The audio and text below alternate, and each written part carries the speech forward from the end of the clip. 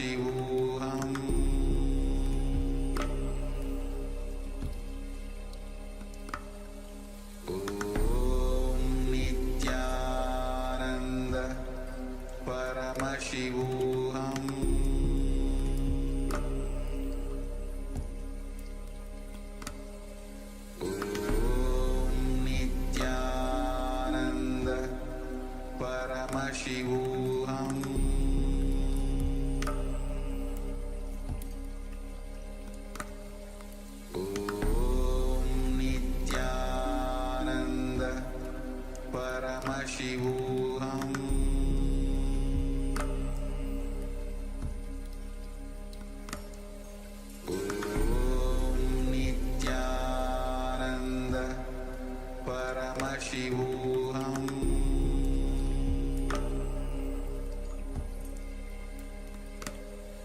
Om Nithyananda Paramashivoham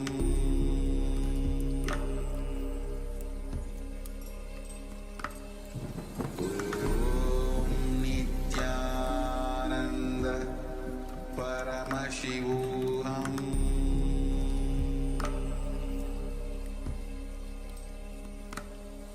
Om Nithyananda Paramashivoham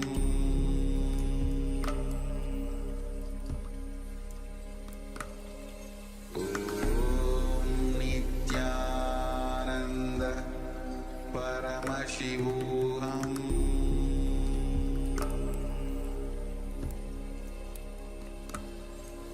Om Nithyananda Paramashivoham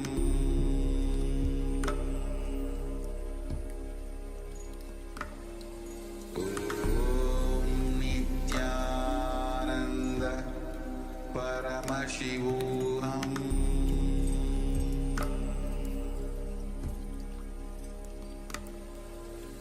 Om Nithyananda Paramashivoham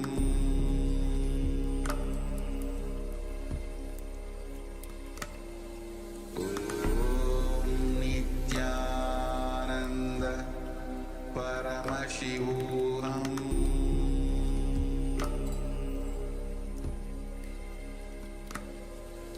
Om Nithyananda Paramashivoham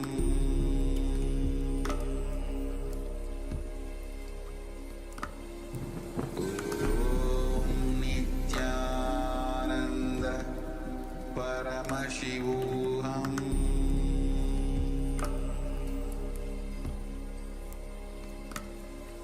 Om Nithyananda Paramashivoham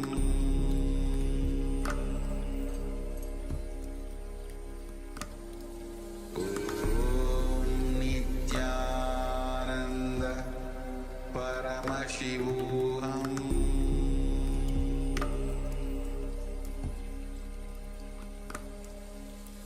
Om Nithyananda Paramashivoham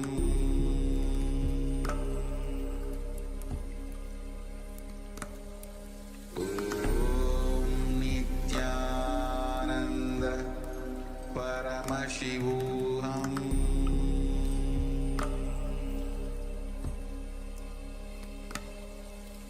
Om Nithyananda Paramashivoham Om Nithyananda Paramashivoham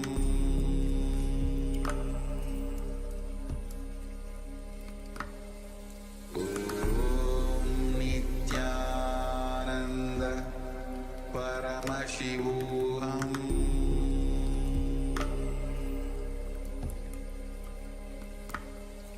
Om Nithyananda Paramashivoham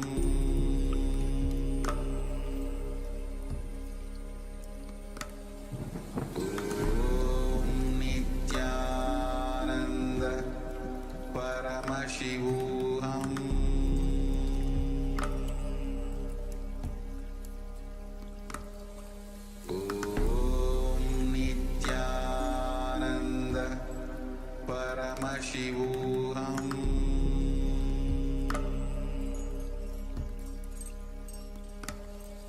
Om Nithyananda Paramashivoham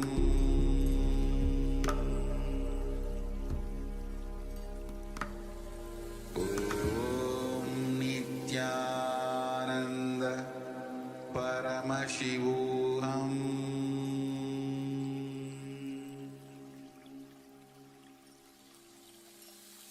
I bless you all.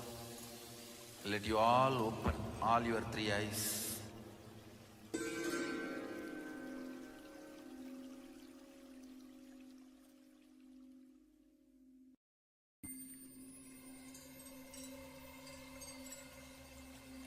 I welcome you all with my love and respect. Let you all open all your three eyes. Om Nithyananda Paramashivoham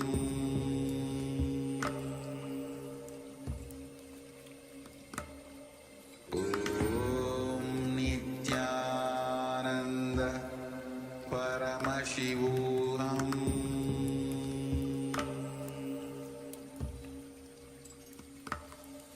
Om Nithyananda Paramashivoham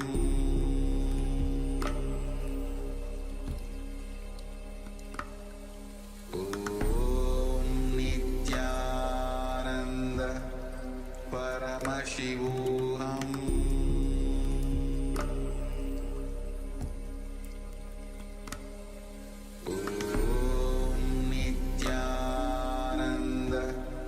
Paramashivoham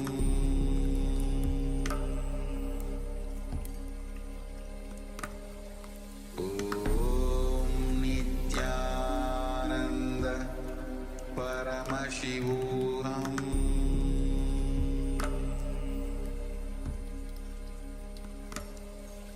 Om Nithyananda Paramashivoham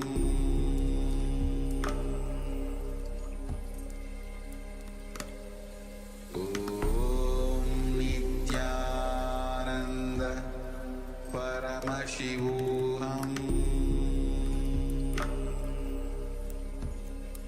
Paramashivoham Om Nithyananda Paramashivoham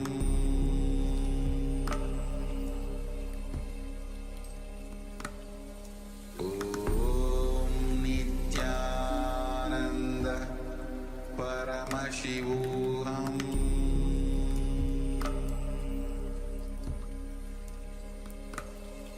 Om Nithyananda Paramashivoham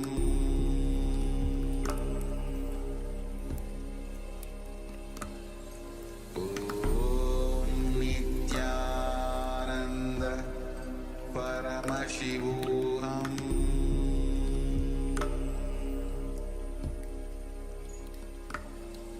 Om Nithyananda Paramashivoham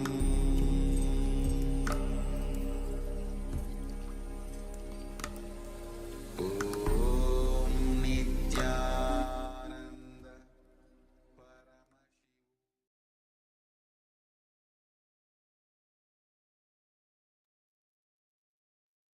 Yes. Now, whatever Swamiji manifested through the third eye, whatever you've seen on the page number 45, you can put it in the chat.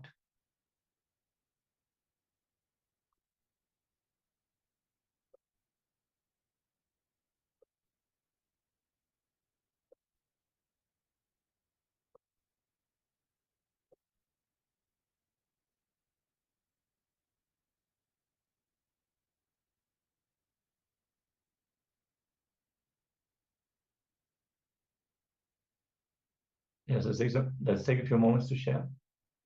And then we're going to project the page on screen for all of you to verify your power manifestation.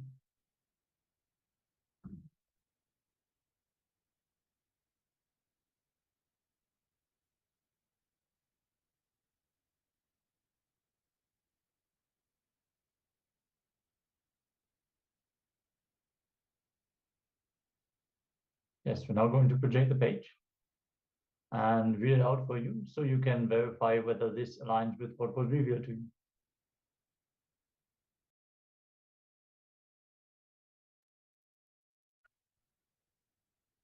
Drop the ego. A master is the one who makes you understand the purposelessness of life. When you search with a purpose, you miss reality. Because when you run behind the purpose, you miss the present. You simply miss existence. When you realize the purposelessness of life, a new consciousness starts blossoming in you. You will then understand that the diamonds that you were protecting all along are mere stones. You will understand that the things that you thought were great are mere toys. You will understand that money is not the real bliss that you are seeking. You are seeking beyond it. You will start looking at life as a great divine play of existence. You will enjoy the dreams, the drama, and play your role with utmost enjoyment and perfection. You will not live for goals. You will live for the sake of living and enjoying life. Understand that I'm not saying that you should stop earning money. Without money, there's nothing you can do in life. I'm only saying enjoy living every moment and make your goals just incidental. You must understand that the whole thing is just a drama and you are a player. When you get attached to goals, you miss this whole idea. In a drama, does it make any sense to get attached to your role or to another character or to anything? No. It will straight away seem ridiculous, will it not? In the same way, life is also a great drama, so don't get attached to it in any fashion. Just play your role and enjoy the whole show.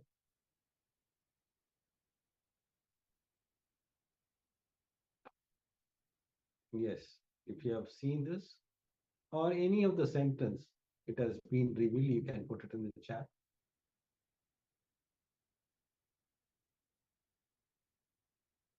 So that we can enter into the next powerful session from Swamiji.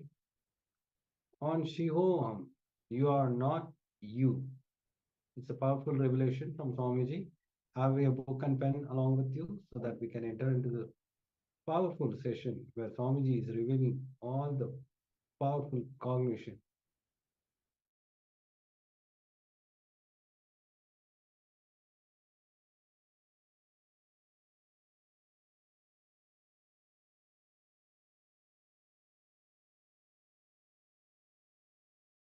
I'm going to introduce you to you. As I said, you are not just the body or your mind or what you cognize as you. Listen, you are not just body or mind or what you cognize as you. Let me show you a simple presentation. Visualize this as a round.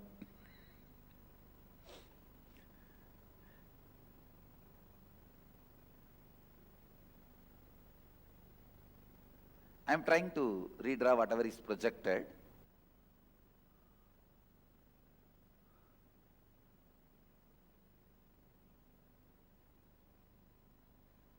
Actually, you are totality of your body.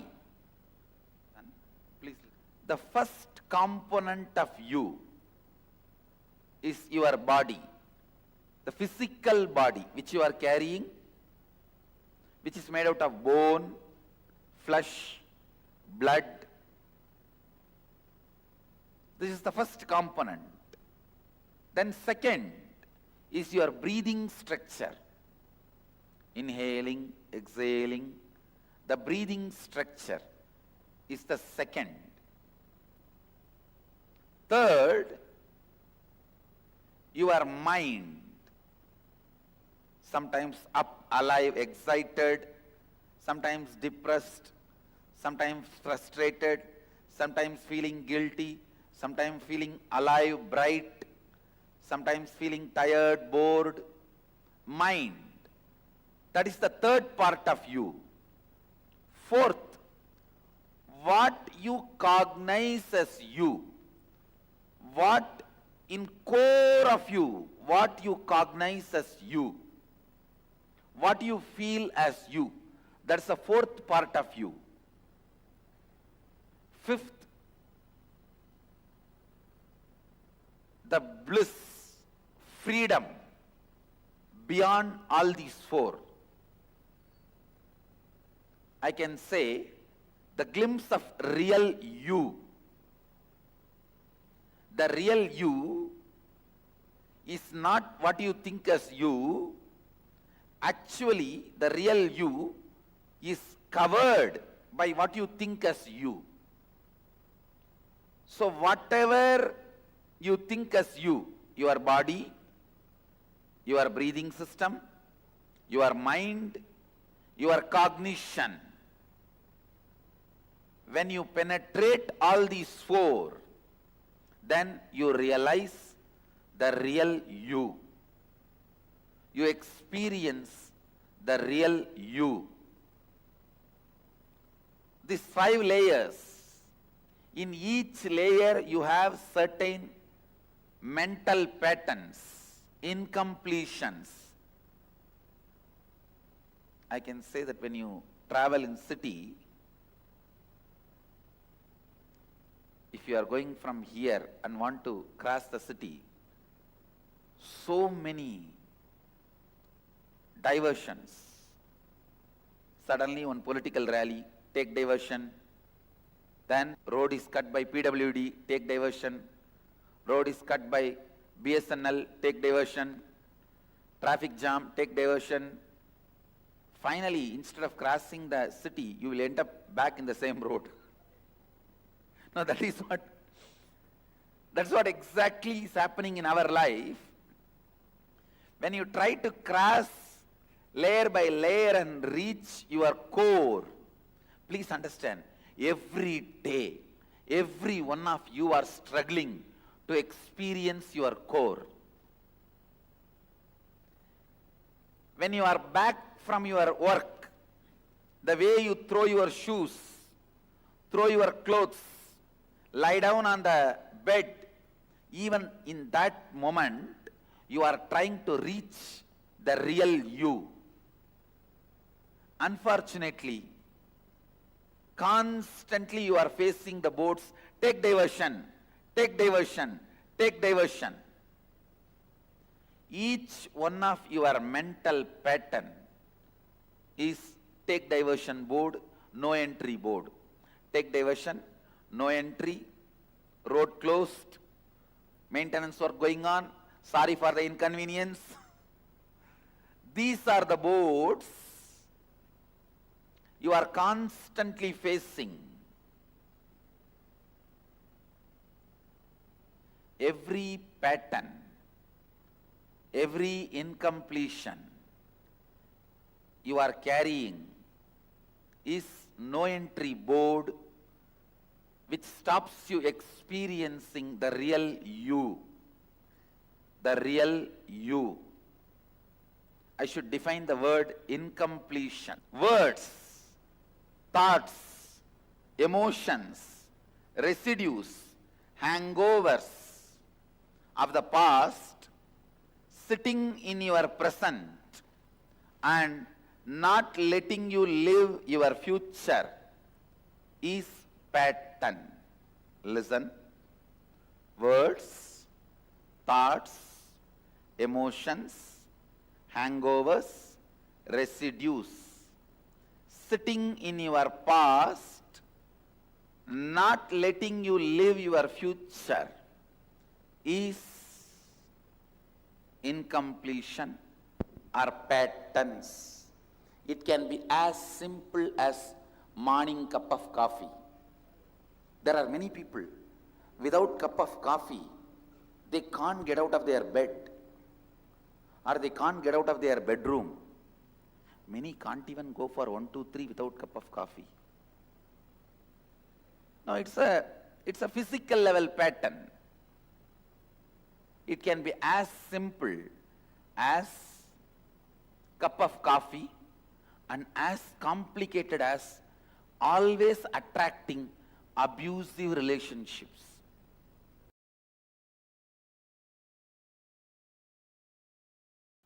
I was expanding on love current of Mahadeva and Isavasya Upanishad, 10th verse. अन्यदेवाहुर्विद्यया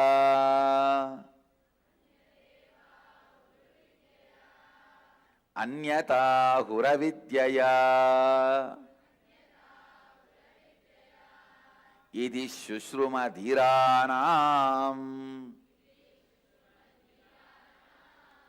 एनस्तद्विचचक्षिरे. Please recite along with me. Anyadeva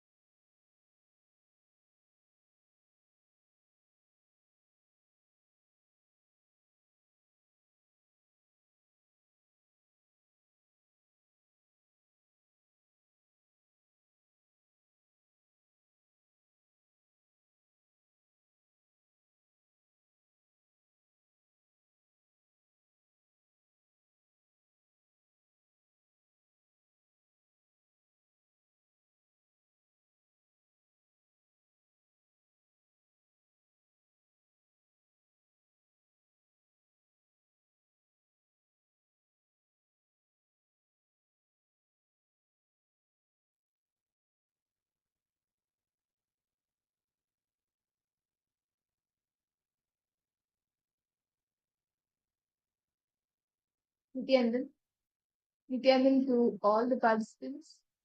We all just had a beautiful revelation, guys, Ramji, on how you can achieve success. Can I request all the participants, suppose what was the best understanding that you had, the best click that you got?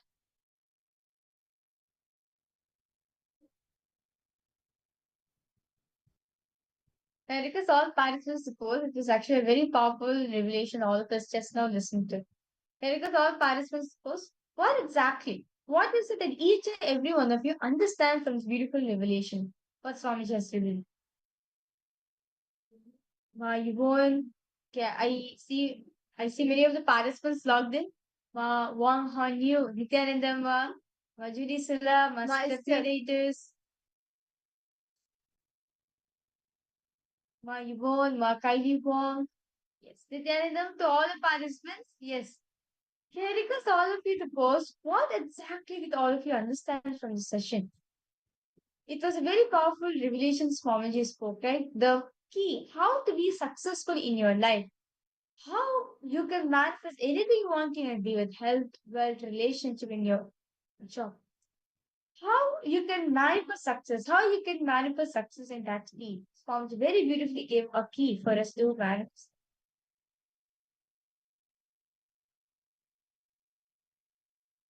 Now, Vanganyu, do you have any questions, ma'am?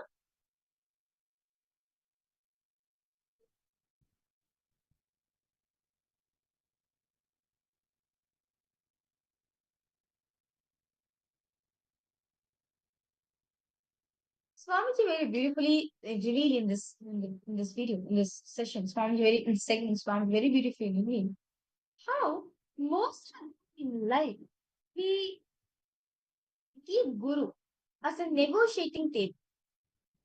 Meaning, like, okay, let me be saying Swamiji, I want to manifest all this, but instead I want to be devoted to you. Please manifest my reality. I should like Kailasa. I should get Mahakailasa Puri. Like I should attain Mahakailasa once I leave my body. You want to manifest all the best things of your life, right? But instead, you do not want to compromise all the desires you have in the outside world. Right? Yes? Like how to say, you want to earn money, you want to become a billionaire, but at the same time, you want to be a devotee of Swamiji. So instead of negotiating with the world outside, we negotiate with life. We negotiate with Guru saying, Swami, please, can you please do this for me? I want to manifest that. Or can you please make the rule like he asked different ways, right? But understand Swamiji says. Very beautifully, Swamiji made a very clear straight point that see, the key to success. If you want to manifest success in your life, you want to be successful in your life, you have to, first and foremost thing is negotiate with the whole world. But don't negotiate with the people.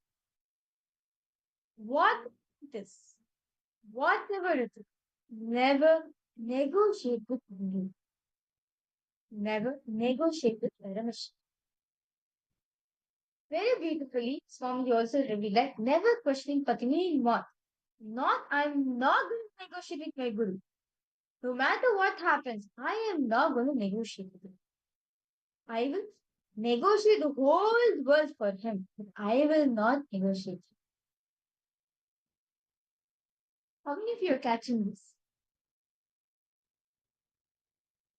I request all the participants to post how many of you are catching this. And how many of you have seen that sometimes in our life, when something happens, do you see yourself negotiating with life for the Guru? Or do you see yourself negotiating with the Guru, with Swamiji? Give me this, give me that, then I'll do this. What is it that you experience and what is it that you do?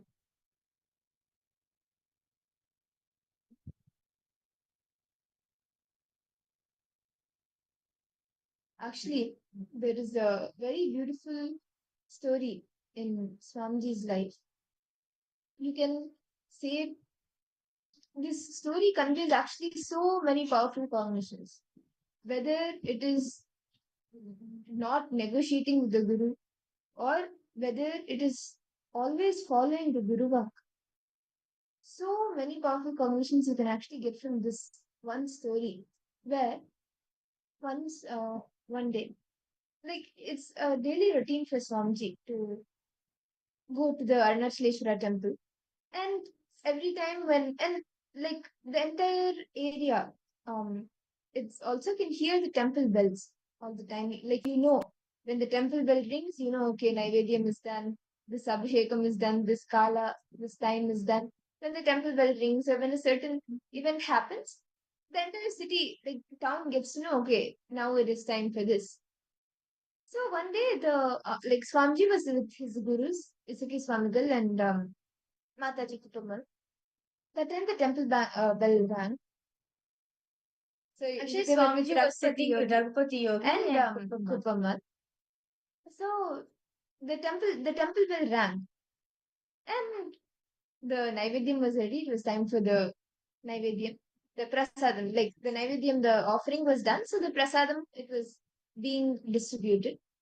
So Kupamal told Swamiji, why don't you get it and come? So Swamiji said, okay. And Swamiji went to the temple, to the Paramashivoham temple. It was just nearby. So he went. It was right there, like actually right around the corner. And from the place where the Naivedyam was being distributed, the person distributing the Naivedyam also could see them. So Swamiji went to the corner where the Naivedyam was being served, and in the line he went. When he went, the person of giving the serving the Naivedyam, he gave like a lot, quite a bit. It was for one person only, but he gave more for Swamiji, and then he asked Swamiji, like, you're sitting with both of them. He knows that okay, they both are his gurus, and they're there. He just came from there. So he asked Swamiji, do you want to take some Naivedyam for them also? Like, take some Naivedyam for them also.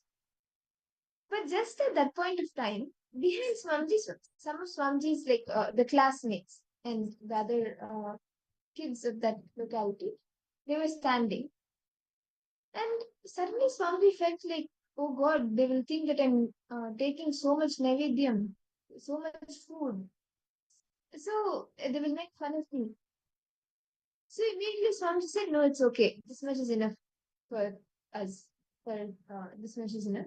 So he takes just the share of one person and he comes back to his gurus, to Mataji Kupamal, to Mataji Vivekananda Kupamal, and to Raghupati. Immediately seeing like only that much. So they asked, like, you got only this much? Swamiji said, yes, anyway, like both of you don't have much anything. So this much itself is enough. And like actually itself, Kupamal and Raghupati Yogi, they used to not have so much of food. So, but Kupamal asked, no, like what was the exact thing that happened? Then Swamiji told that these kids were standing behind. Actually, Kupamal will ask Swamiji, did the priest give you or not? Swamiji was like earlier, Swamiji has given the justification that hardly both of you are naughty, so one share of food itself be enough. See, in the Ardhachaleshwar temple, right, they have a figure right after the prasad, right after Naivedyam is offered to Paramashiva, they immediately give that as a prasad for all the devotees who come there. So it will be served in a huge quantity that too. Like since so many people will be visiting the temple, right? So naturally, they'll make the Naivedyam in a bigger quantity. So the person who's receiving, like the devotees who are receiving the prasadam also, they'll receive it in a bigger way. So they got one, like so much. So Swamiji is saying that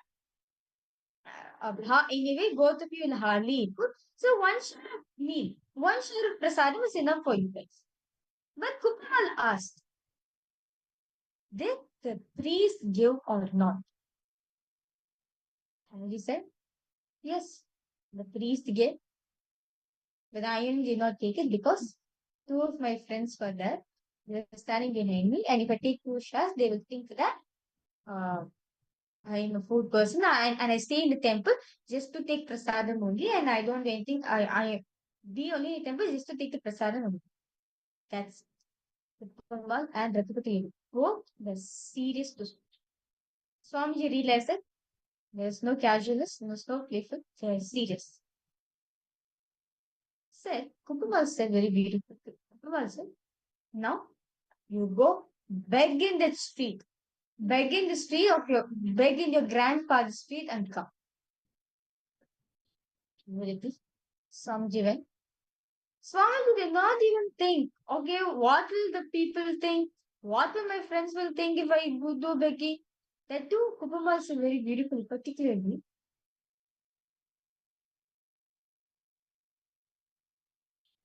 Kukumal said very particularly. Go and beg in your grandfather's street. Where your grandfather is selling the shop, right? Exactly where the grandfather's shop is. Go in that street and beg. And actually, this was the same street where even those two friends that were standing in Swamiji, their fathers also run a shop. Swamiji's grandfather also runs a shop, and like Swamiji's father and grandfather, all of them are there. And actually, Swamiji's grandfather, he literally owns that entire street. Like everyone respects me, holds a high respect there, and he literally owns that entire street. And Swamiji's father has a shop there, and those two kids' father also has a shop there. So Kukumal asks Swamiji to go and beg in that very same street. So Swamiji goes, then he starts begging in that street.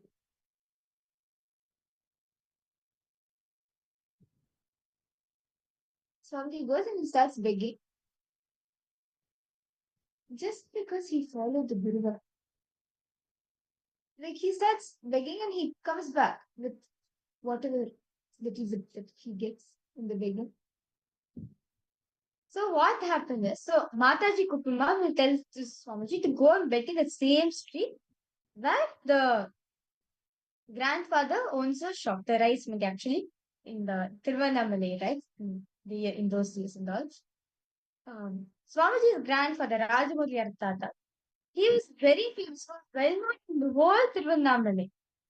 And he is literally the head. So, and of course, since he's well known in Tiruvannamalai, also they know this grandson also, they know Swamiji also. So naturally, Swamiji has to pride in him, no, I am the grandson of the. So Mataji Kukumal told Swamiji to go back in the same street. So Swamiji goes without any thought current, without having anything in the mind. Oh, what will the friends think me? What will people will say in the street? Will tell me nothing. Swamiji did not think about anything because Mataji Kukumal says, because Guru Mata says, because my gurus have said, let me go and do. So first Swamiji starts. So he goes, starts begging. And soon what Swamiji had, or Swamiji's hands was not enough. Swamiji literally said that Swamiji he hired in one cart itself.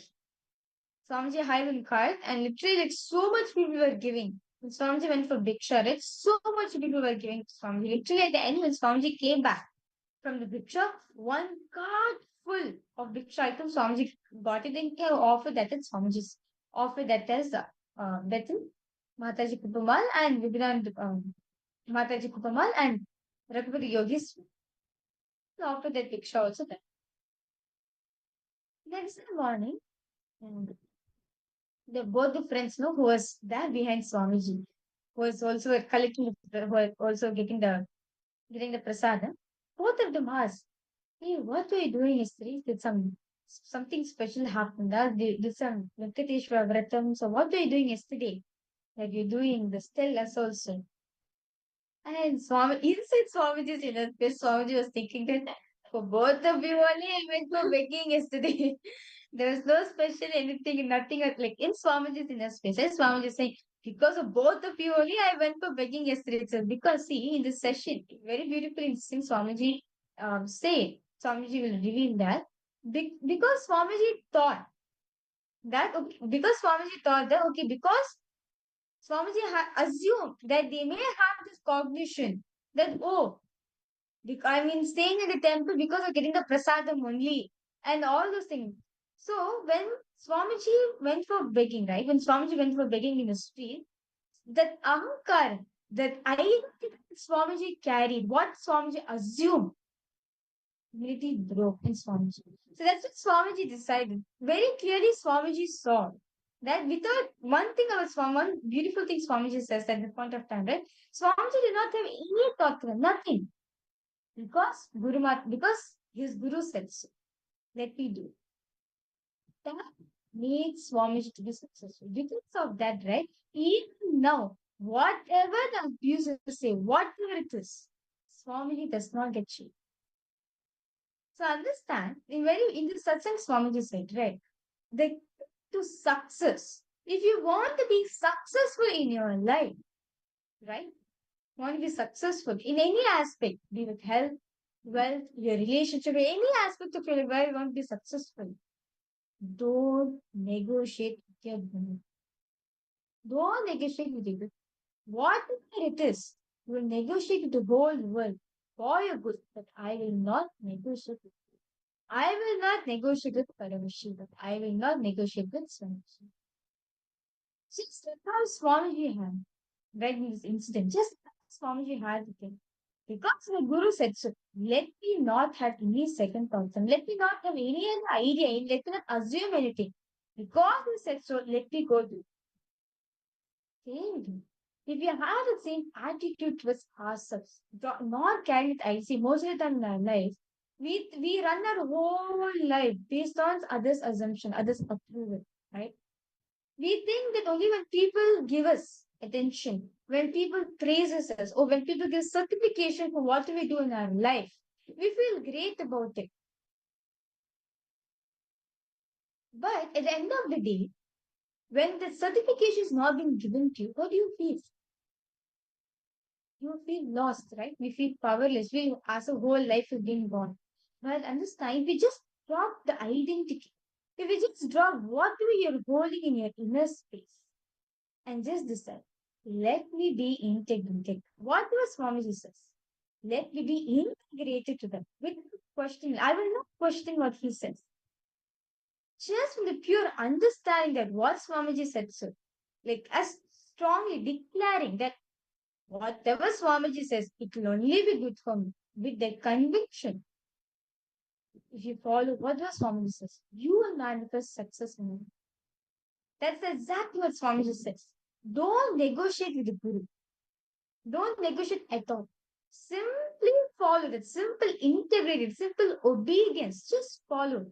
You will see you'll manifest the success. Whatever success you want to manifest in it, simply you'll be able to manifest. Nithyananda, Mahalin,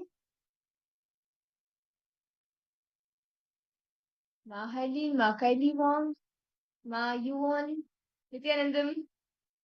Can I request each of you to post?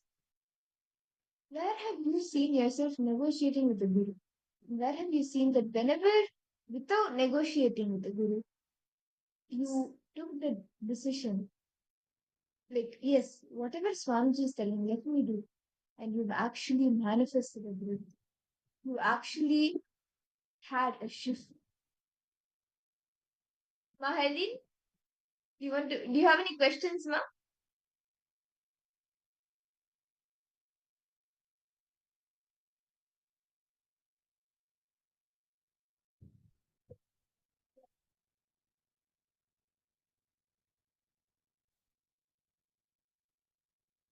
Yeah, request all participants to post. What you see that click with each and every one of you, because it's actually a very powerful message Swamiji gave in this satsang, in this revelation, that never negotiate with the group.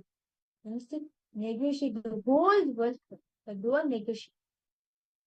Instead, in life, we do the opposite.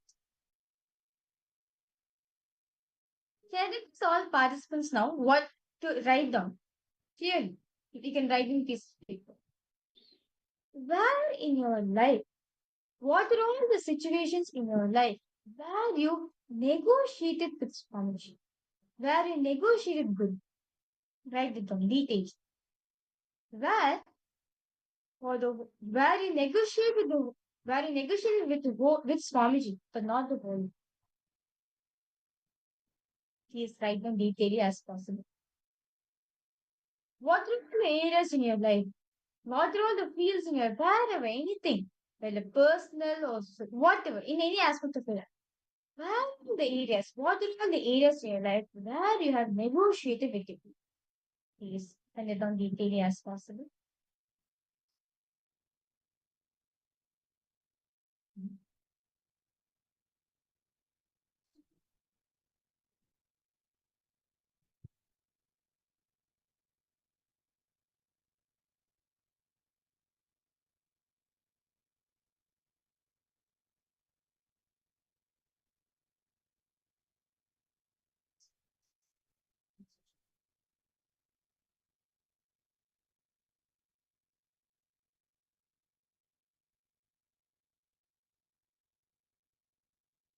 I see many of the participants logged in. Ma Fatima Dehastani, Ma Harling Gomez, Nityanandam, Ma Julie Silla, Ma Yoganyana, Ma Shermin Rose, Ma Stephanie Daters, Ma Yvonne, Ma Kylie Wong. Erica's all of you to please write down clearly. Where are the areas in your life where you negotiated with people, where you negotiated with swans? Please spend it on detail as possible.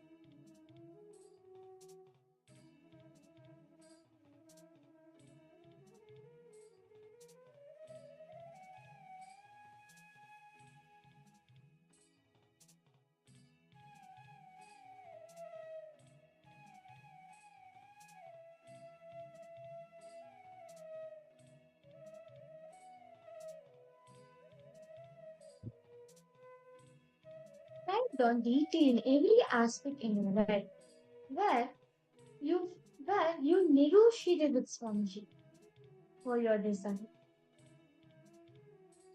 Instead of negotiating the whole world for it, you negotiated with Swamiji for you. Detail pinned. It can be whether good, bad, anything. In any aspect of your life. Be dependent. Look into your life and see where are all the areas that I negotiate with Swamiji for manifesting my desire, for getting what I want in life.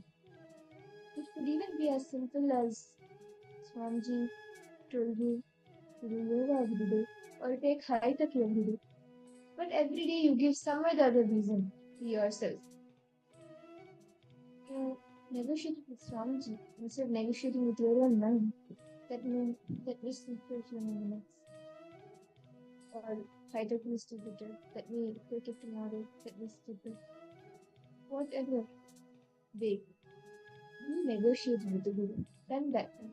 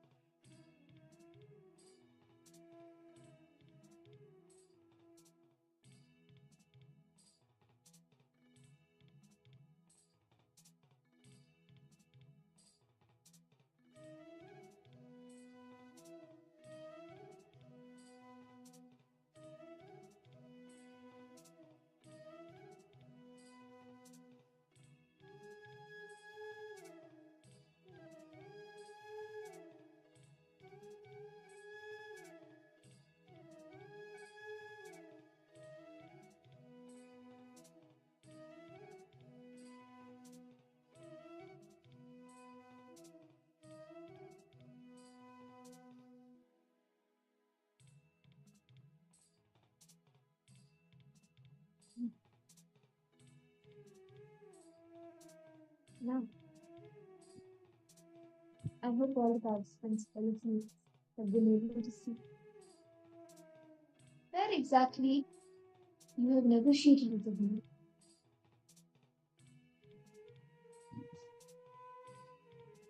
Just the self. The self cannot negotiate with the guru anymore.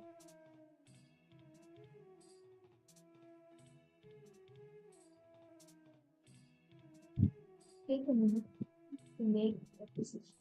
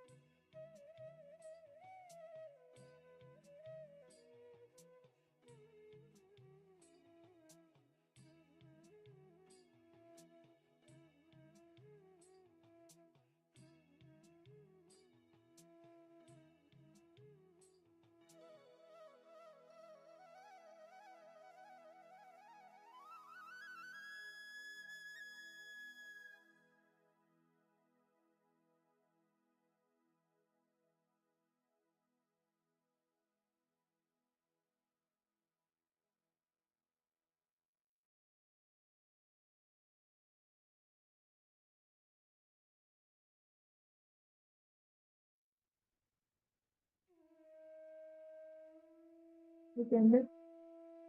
I hope all the participants, all of you, have been able to complete writing down all the times you negotiated what's wrong with you, and you have been able to take a decision to not negotiate anymore. When Swanji says something, understand it is the best for you. Never negotiate with you. And if you just see, whenever you don't negotiate with the Guru, you manifest much more than what you lost. You may have lost something, or you may be scared of losing something. Some thought kind would be there, right? Behind which you negotiate with the Guru. But when you don't negotiate with the Guru, when you just do what he says, what Swamiji says, the Guru says, you will be showered with nature. Actually, there is a beautiful incident from the life of Parashurama, one of the incarnations of Bhagavan Vishnu. So he was a Brahmana, but he was a warrior, and he's actually known for taking the vow to destroy the Kshatriya clan, but that's for different reasons. But one thing, like one incident in his life, this happened between his parents, Rishi Jamadagni, and his wife. So what happens is, one day his wife, Jamadagni's wife, she goes to like a forest in a pond area, and there she sees like a couple, like they're together and they're intimate. She visualizes the same thing with her husband, with Rishi Jamadagni. She goes back to the ashram after this, to the house, like the ashram. But see, actually, the women at that time were so chaste, and sometimes, like, the kind of thought currents that were there were like so pure, and it used to never get corrupted. But this small thing could have corrupted the Parashurama's mother's mind. So the moment she goes back to the ashram, uh, Rishi Jamadagni, he like before the thought current could even enter the being of his wife, he orders his sons. He asks his sons to cut the head of the wife, like his wife, which is Parashurama's mother. But none of the sons, like, of course, it's like, oh my god, killing the mother, like beheading the mother. So they say no. Then Rishi Jamadagni, he asks Parashurama. He tells Parashurama to do this without a next question. Parashurama he knows that whatever Rishi Jamadagni, his father, is telling is for the best. So without a second question, he just takes the axe and beheads his mother's head. But after this, the corruption, the slightest of corruption, does not enter into the being of Rishi Jamadagni's wife. And she is actually brought back to life. Parashurama asks for the groom, like being so happy with that Parashurama listened to Rishi Jamadagni. To his father, Rishi Jamadagni gave him a groom, like asked what does he want. And Parashurama asked for his mother's life back. And she is brought back to life, but continued to have the pure inner space. So the corruption did not reach her being. But from this entire story, Parashurama like being guided by his father without any question.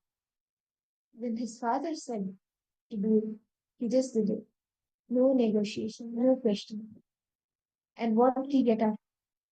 The entire family, the entire happening was auspicious. Right? Just understand. When we never negotiate with the guru. Same way, Swamiji is calling all of us for the Paramashivoham program, right? He is inviting each and every one of us for the program, telling us that he sent us for enriching. And he is calling us back. Where do we go? When he is calling, why to negotiate with all the different obstacles like I don't have money, I don't have a flight, I don't have a passport, I don't have time, I have my job, I need to be with my family. Why negotiate with all of these reasons? Instead, why don't you enrich each of those situations, those, if it's people, enrich those people to come along with you for the program. If it is time, manifest time. Just surrender it at Swamiji's feet. You will manifest the time to make it to the program. If it is passport, visa, flight, all of these. Enrich a few others who have the same obstacle. You will have a breakthrough. Or just surrender. Make a declaration. Let me make it to the program. Without negotiation. Without telling Swamiji and having these problems, I'll not be able to make it. Without the negotiation. Just drop everything. All the obstacles. Just know Swamiji will take care of it. He will take care and he will manifest whatever needs to manifest. You take a step and come to the program. How many of you have seen that when you have not negotiated, you have experienced some other miracle?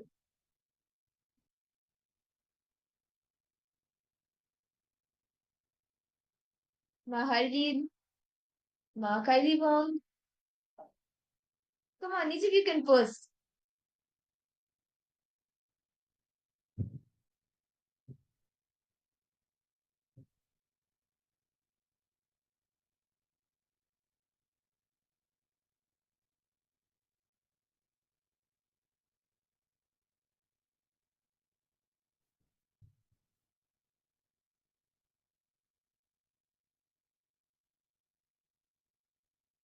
Any questions?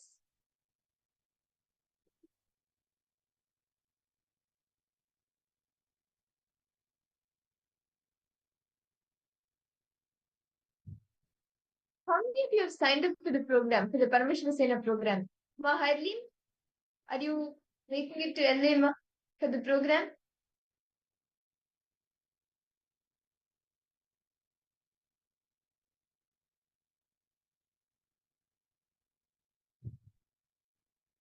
Ma Harleen, Ma Kylie Wong. Ma Kylie Wong, come on, why don't you take the step? Take the jump to attend the Paramashivoham program. See, actually, the next season, the next batch, right? It is going to be happening during the Mahakumbh Mela, during the next Mahakumbh Mela 2025. And it's just around the corner in just a few days, 10 days, 11 days from now. And you cannot even imagine in what scale of celebration it's going to be. It's like celebration after celebration, and at the same time, intensely on ground training by Swamiji for each and every step of becoming an ambassador of KAILASA. Every step of the way, you will be guided, you will be taught, helped, and handheld literally by Swamiji to evolve as an ambassador of KAILASA. On ground training for AI, leadership skills, and even the spiritual competence. You will be trained in your spiritual competence to build your spiritual competence. How many of you have signed up already? And how many of you are still yet to sign up? You're having some resistance. But you want to, somewhere you are feeling, yes, I want to go for the program. But you're having some resistance or some obstacle.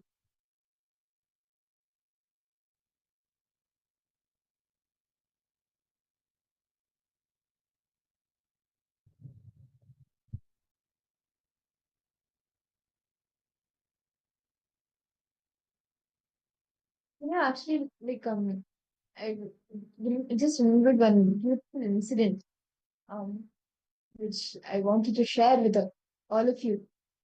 There's You can actually say this is also not negotiating with the guru. And also you can understand very beautifully how when you leave everything and choose the guru over everything, the guru, Swamiji will manifest everything for you. Actually, there's this one of the Balasans. Before joining Gurukul, he was very attached, or he loved animals a lot. He had dogs, birds, everything in the house. And when this was not even for Gurukul, but for the NGS program, the 21-day program for kids, when his parents had asked him, like, this is the program, and for 21 days, let's go to the ashram for the program. He was like, how the animals are there, and I need to be with the animals. I can't leave them and come there. No animals will be there.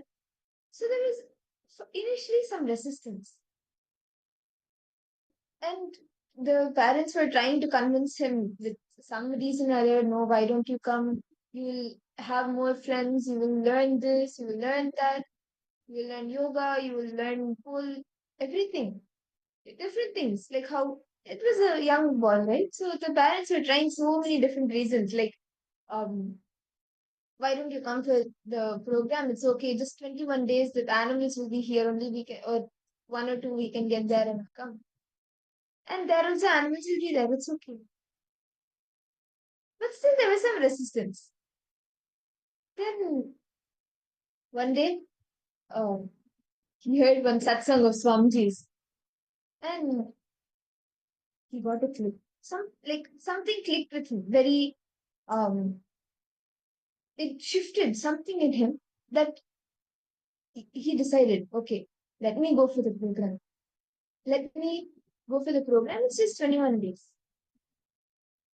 So he told his parents. And within the next few weeks with the program, so they went to the Adiman for the program. And after this, what happens? After the program, they joined Gurukul. And in Adinam, Swamiji literally brought so many animals. There were ducks, there were dogs, there were guinea pigs, chickens, birds, pigeons, and everything. All animals, monkeys, everything was there. And Swamiji just showered everything. When you choose the guru over anything, Swamiji will just remove all the obstacles, and whatever you desired for, Swamiji will make it happen. Swamiji literally showered that on you. So Ma Harleen, what is your decision? Ma Harleen, Ma Kylie Wong, Ma Yuan. Yes. Canada Ma Stephanie Datus. Hi Ma.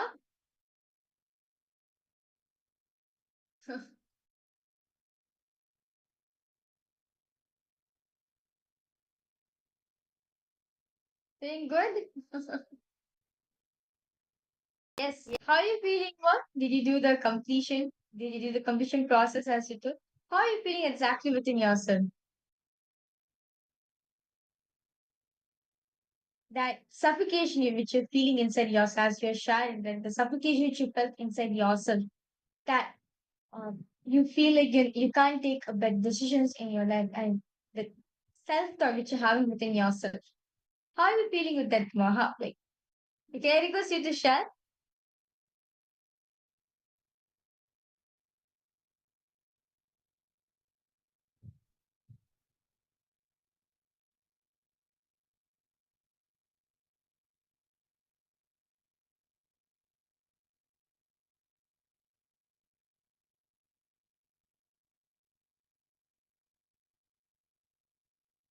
Most definitely, are you coming to the program on January 13th?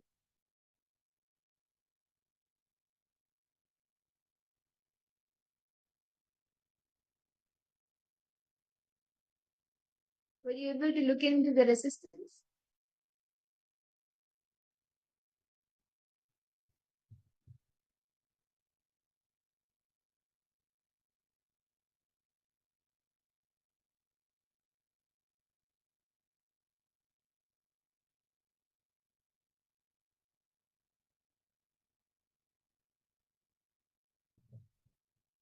Understand? When you choose good, meaning when you don't negotiate the good, just do as it is what Swamiji says. Certainly you'll be successful in your life. In the Paramashiva Sena program, right, which is going to be happening. In the Paramashiva Sena program, literally Swamiji is going to be manifesting all the realities actually. Like I say remember one of I say remember one of the person, okay? Like one of Swamiji's devotees. Whenever he loses his job, right? Whenever he loses his job, the only thing he does is surrender to Swamiji. Let me be pure space of gratitude. Because Swamiji, let me not question Swamiji. Let me not negotiate with him. Because Swamiji knows the best. See, each time, whenever anything happens to him, right? Whenever anything happens to a devotee, he only comes in a space of gratitude because he knows for a fact Swamiji will manifest the best for him. So, actually, he lost his job and lost every single thing, and he came back to India. And at that because let me be in pure gratitude to Swamiji for whatever Swamiji has done in my life. All auspicious thing. Anything which is auspicious because of Swamiji only, let me not question him. Let me be in pure space of gratitude to himself. And guess what happened? Because of the strong cognition he had, right? Because of that, he never negotiated with Swamiji. He never questioned the good. Because of that, now he's successful. He got a job. He got a job where he uh, gets the highest salary, and he gets promotion. He just got promoted. And understand, literally within a month, he manifested whatever he wanted in his life. Oh, because this one thing. Let me not negotiate with someone. Let me not negotiate with people. I understand you must definitely this. The resistance you have it within you, right? What you feel it's not possible. But let me tell you something, ma. It's for you. Understand? If Swamiji can move from continent to continent, move things and make Kumbh Mela happen in a global scale, understand? He too can manifest your reality.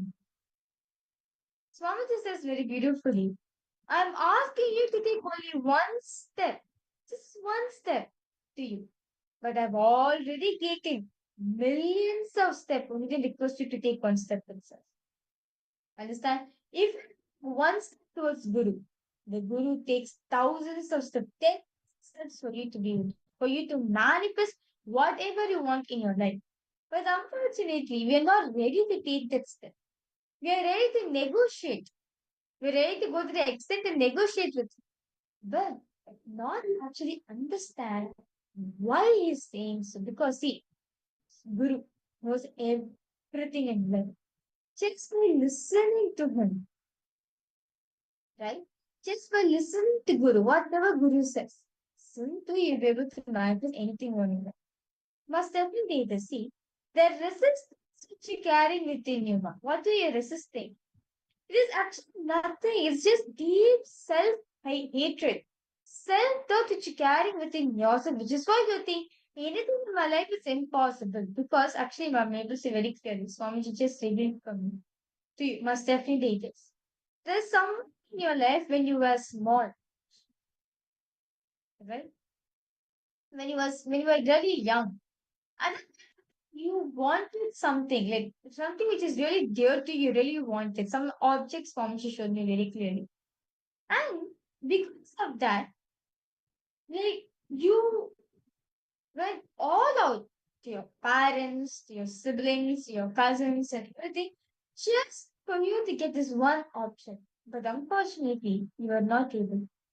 Even if you felt the object was so dear to me in my life, I really need that object. But still, whatever it is, because of the whatever issues, because of the money issues, I think you're not able to manifest a certain thing in your life. Must definitely request you to post my as there is a as I'm doing a stunning for you. You can just reveal in the if you can just post in the chat section that you're able to relate with it. Great. So because of that, Mama, because of this, as you grew up in your life, be it when you went to college, be it when you started working or anything, you feel like I'm bound by society, I'm bound by people. I can't manifest anything I want in my life. If I manifest anything in my life, I need to do hard work for it. It's hard for me to manifest what I want. Because of that only, even this decision, I think it's impossible for me. It's coming up.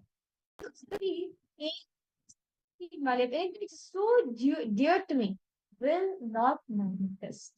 Because of this fundamental cognition that life is always there to take me what I need.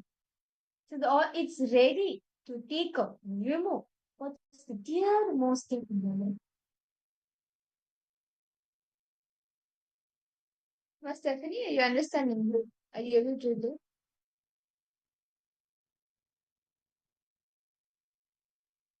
But Stephanie, see, one thing I would say to you, it's not out of force, not out of anything. Just have a mature conversation within yourself. There's an opportunity door Swamiji is giving to you that you can become an ambassador of Kailasa, you become a Rajya Sabha member of Kailasa. No, above all, Swamiji knowing it personally.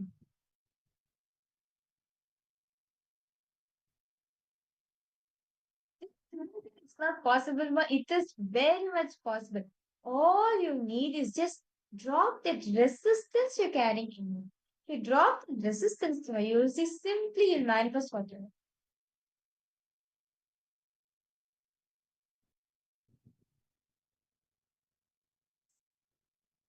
So, Mas Stephanie, I hope that answers all your questions that you may be having. And yes, Ma Kylie Wong, Ma Yuan, Ma Irene. I see many of you have already signed up. Why don't all of you take a few minutes and enrich others as well, enrich your friends, your family members for the program? Because in this program, you get hands-on training to build your spiritual competence, and become an ambassador of Kailasa. Become a Rajya Sabha member of Kailasa, the founding members of Kailasa's Rajya Sabha. And whether it is through the entire routine, the food, or whether it is the hands-on training and the guidance, direct guidance by Swamiji, every single thing is to build your spiritual competence. And literally, by the first few days of the program itself, you will see such tremendous transformation in you. And by the end, it will be like an unimaginable change, an unimaginable transformation. How many of you here are interested to join, to sign up for the Paramashivoham program? I see many of you have already signed up, Mayuvan and Pavanaya. Many of you have signed up. How many of you are yet to sign up for the program, but are still having some or the other obstacle where you want some help in?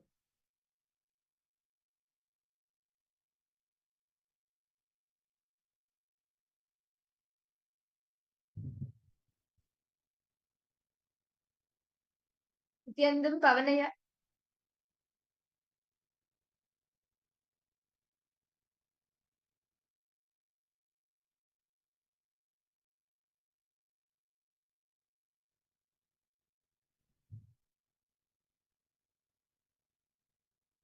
Okay. Do you understand? Yes. Nithyananda Pavanaya. Are you joining for the January 13th Paramashivoham program, Aya? Have you uh, already finished all the setup and all the arrangements needed?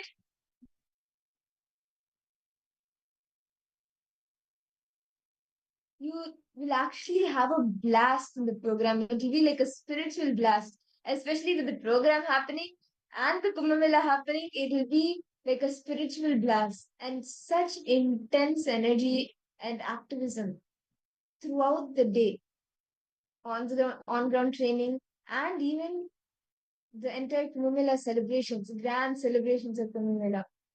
And ultimately, you will get to experience the Paramashiva Vijnana, the space where Swamiji himself will know. Swamiji will know you one on one. He will know your name, your background, your profession, everything. And apart from that, even internally, whatever you are experiencing.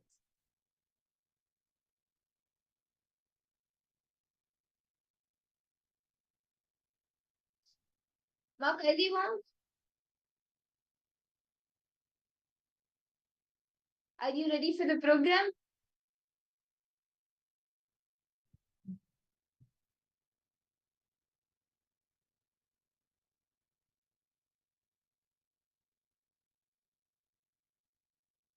See, when you just decide, okay, let me not give reasons.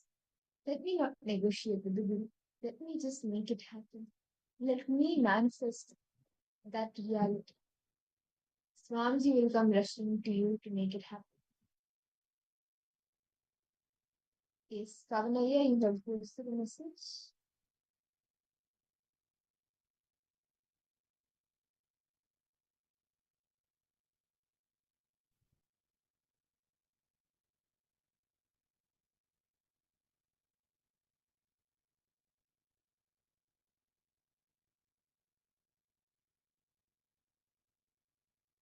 Okay. Ma Irene, come on. What's the obstacle you're facing, ma? Ma Irene Namos.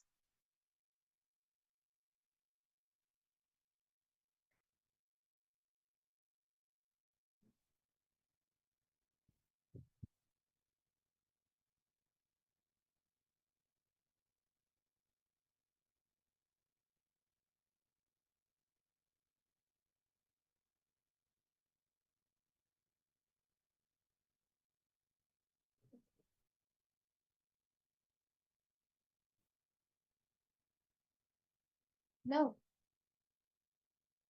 see, in the program, in the Paramashivoham program, all of the participants, each and every one of you have signed up for the program.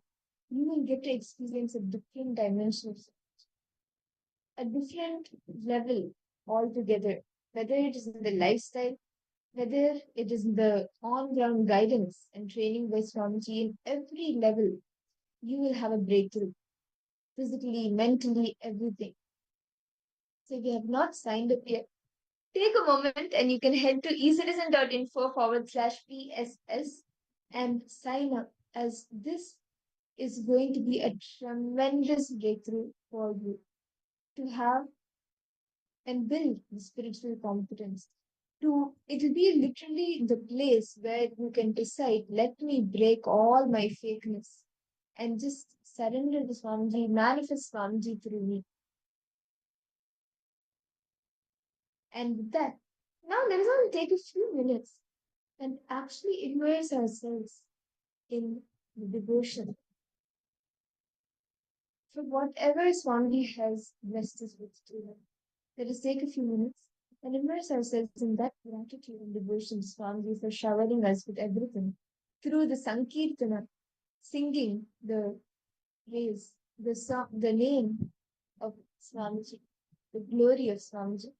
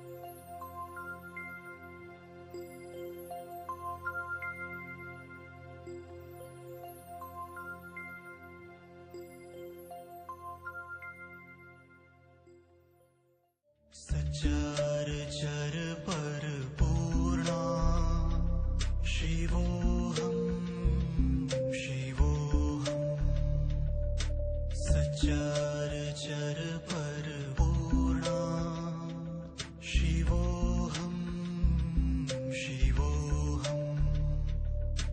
Nityanand स्वरूपा शिवोऽहं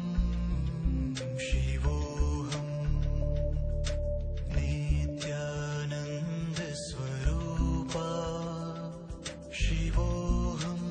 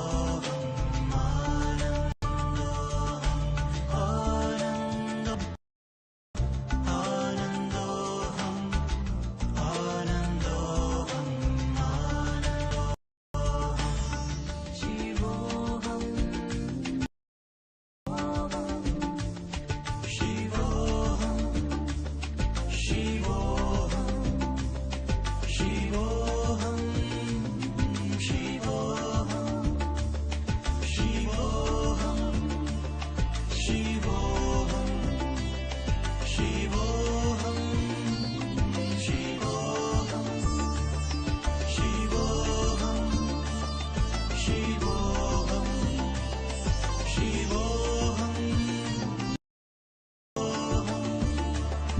शिवोऽहं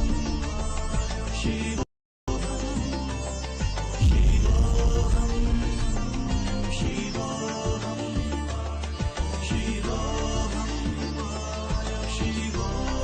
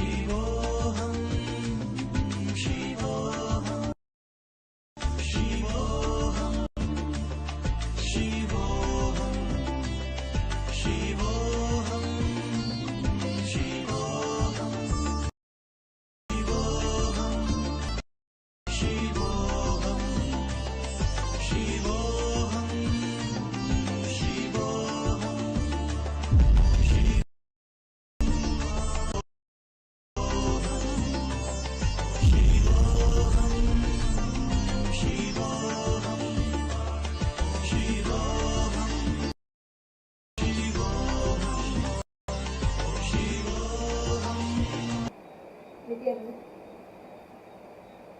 Now, let us all take a few minutes and immerse ourselves in the devotion and by singing the glory in the name of Swamiji. Today with us we have Nithyananda Swami who will be guiding us through the Kirtans, the Sankirtana, immersing ourselves in the devotion through the singing of Swamiji's name. Let us all sit straight. I request all the Paramashivoham participants and the devotees who have joined us live in YouTube and on the other social media platforms. Please sit straight, close your eyes. Let us now begin with the Satguru Vandana.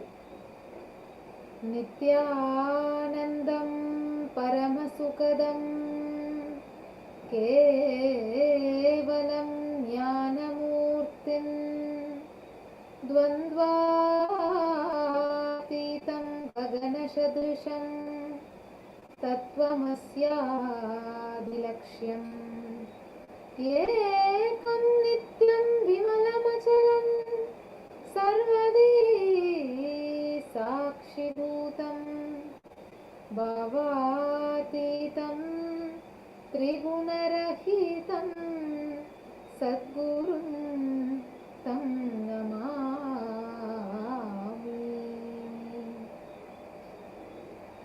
Now, let us begin the Nitya Kirtans. I request every one of you to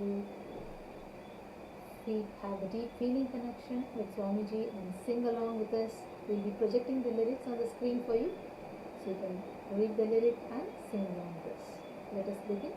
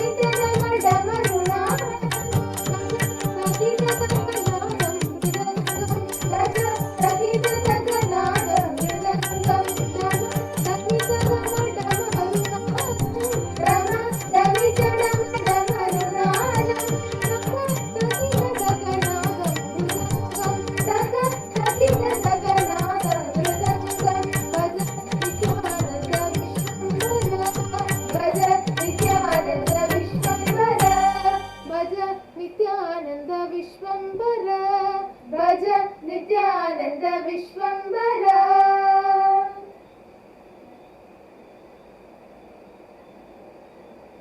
Continue to live in the pure space of devotion. Immerse in the name of Swamiji, the glory of Swamiji.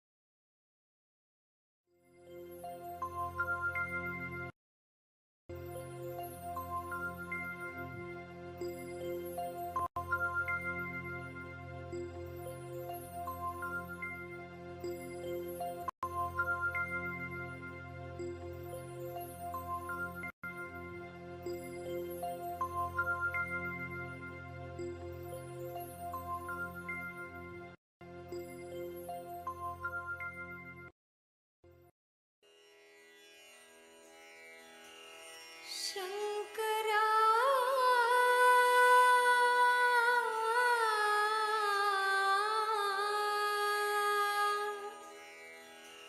Shankara,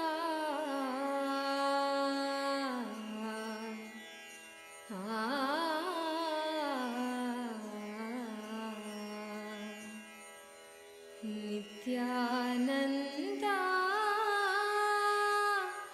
Shankara,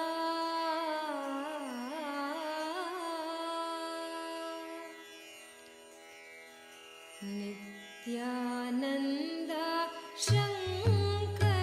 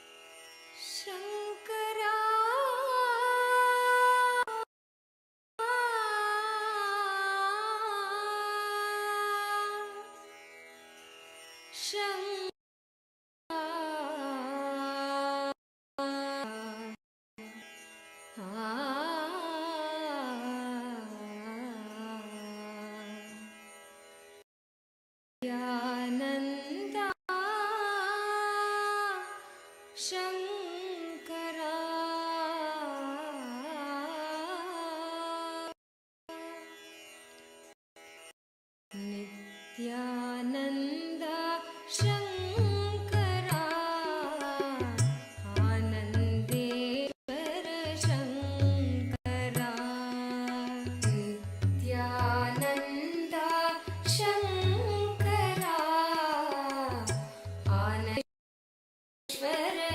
Ananda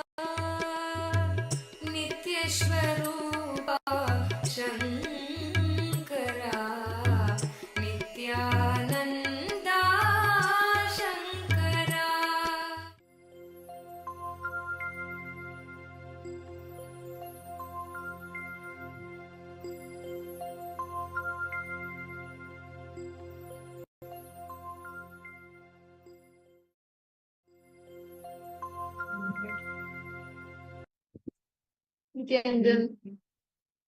I hope all the participants, each and every one of you, enjoyed the Sankirtana and understanding that's basic connection. When you just immerse yourself in devotion and bhakti, whatever problems, obstacles you may be having in your life, Swamiji will just dissolve them, remove that completely from your life. Because when you protect your bhakti, bhakti protects you. Can I request all the participants to post? Like, if you have any questions, please feel free to post. And all the participants who are yet to sign up for the Paramashivoham program, how many of you are yet to sign up for the program? Can I request each of you to post what is that obstacle that you are facing?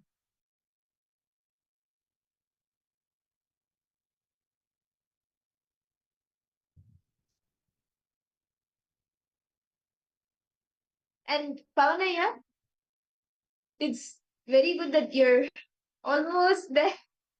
You can book your ticket soon and make it for the program, especially in India, Kumbh Mela, like not only in India, even in the US. Swamiji has brought Kumbh Mela from one continent to, like literally has made it into a global celebration. So in India, in US, everywhere it's going to be a grand celebration.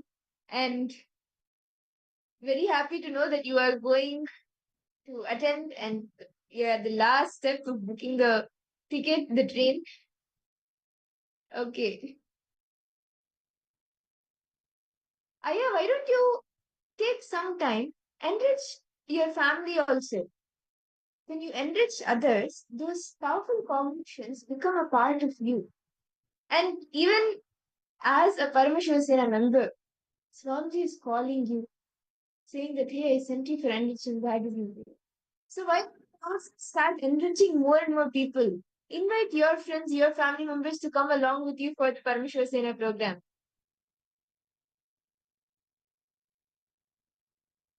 Ma Jean Ramasamy, Nithyanandam, welcome. Ma Joy, Nithyanandam, Ma Yvonne, Nithyanandam, and Ma Deborah, Nithyanandam to you too. Okay, so Ma Jean Ramasamy, you are saying money is the obstacle, right? Today, why don't you enrich 10 other people or 11 other people who are facing the same obstacle? Enrich them for the Paramashivoham program. And if they're having an obstacle with money, give them the powerful cognitions that Swamiji has given on wealth manifestation, whichever has clicked with you. Enrich them for the program. You will see by tomorrow you will have a breakthrough. Enrich 11 other people. You will have a breakthrough. You will be able to make it for the program. The money will manifest from somewhere. Like a miracle, it will happen. Majin Ramasamy, where are you joining us from? Huh? Actually, within today, tomorrow, why don't you start enriching a few people?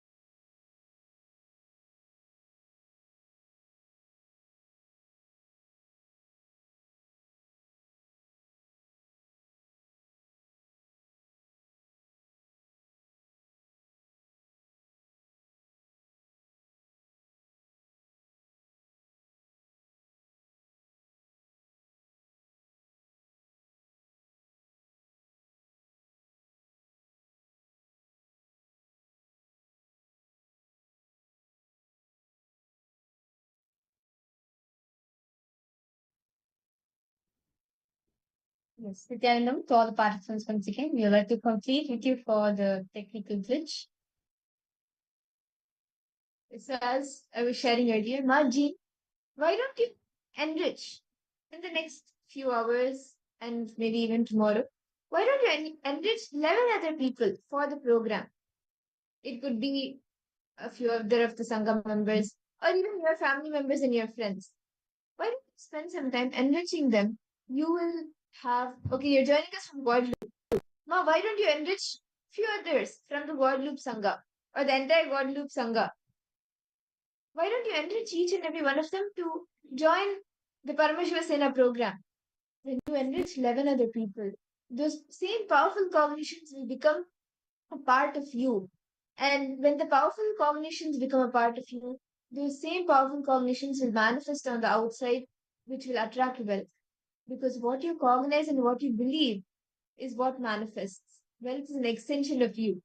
So enrich few other people, 11 other people, enrich them. The entire Guadeloupe Sangha also you can enrich.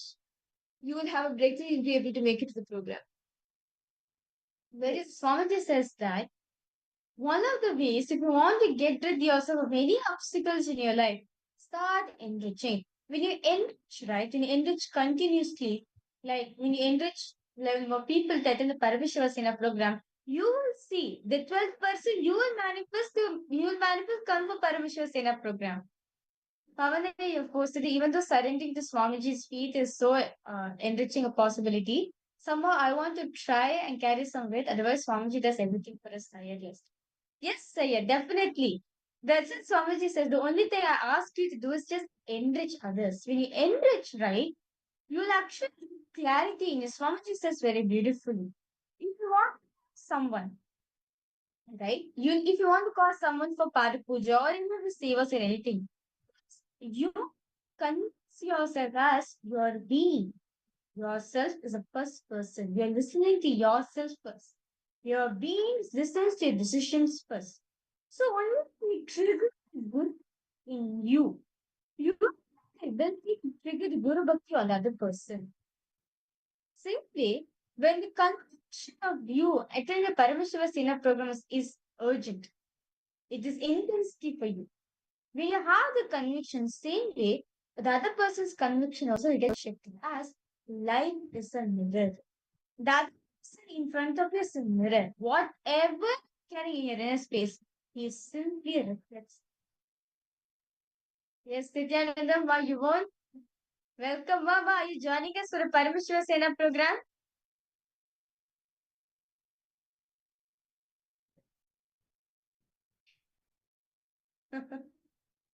Yes, that's great. That's great. So I understand Pavanaya. See, even you're thinking that you want to carry some weight also. No, it is even then even Swamiji only. Swamiji's grace and blessings only you can manifest that. When you take your steps towards Swamiji, he will take thousands of steps towards you. So, whatever steps you take, you just be integrated and authentic in that. Whatever steps you take, whatever responsibilities you take, you just be integrated and authentic in that. Swamiji will shower you with much more. And about the weight, right? You just, whatever responsibility it is, you just be integrated and authentic to it without any fakeness. The rest, Swamiji will take care.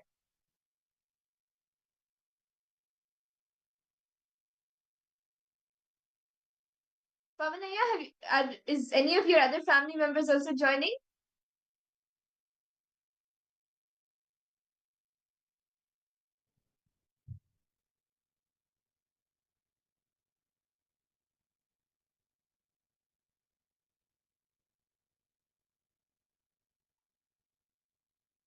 We're trying to convince them.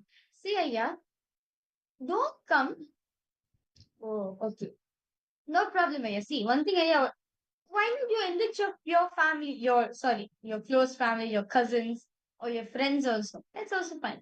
See, Ayya, don't think that it's impossible for you because see, when you're going to enrich, right, when you're going for enriching another person, There's always a strong conviction in you that okay, I'm just trying. That means there's already impossibility which is setting within yourself. Are you understanding, Aya? Only when you declare, I will enrich them. I am enrich them. You are going to enrich them. The word trying is yes, already. But when you make a strong decision that I am going to enrich the other person, simply the other person will listen to. Simply what you enrich you're causing the other person for, simply get enriched. As you're putting a strong decision. As Swamiji says, if you have the will, not if buts are ranking zero, just will. If you have the will to manifest it, you will manifest it that. Are you understanding, Bhavana? Any questions?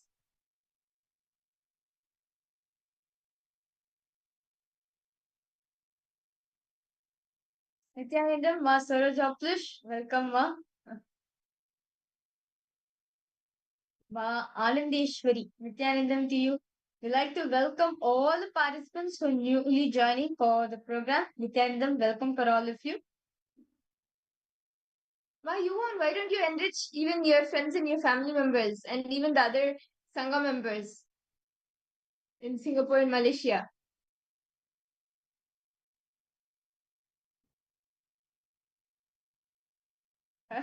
You'll have a huge team of Rajma members in Singapore and Malaysia.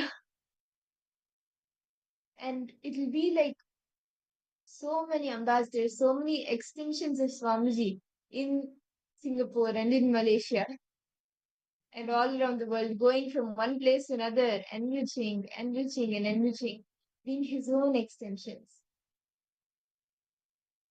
Ba Deborah, Nithyanandam, are you joining for the Paramashivoham Sena program?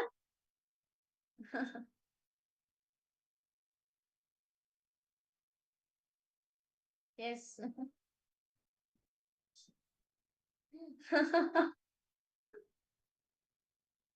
Yes, Ma Deborah, you're joining for the program. Come on, man, the amount of joy, the amount of the amount of joy you have, the amount of devotion you have towards Swamiji, you should not miss Paramashivoham Sena program, Ma.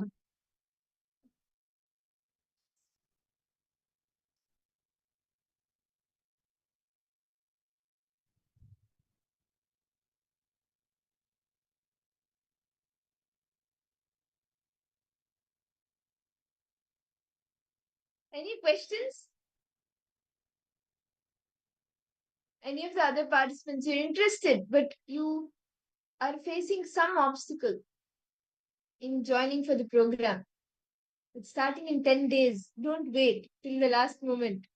Take a jump now. What is the obstacle that you're facing? And what is the is your intention clear that yes, I want to manifest the Paramashiva Sena program. I want to become Swamiji's ambassador. Yes.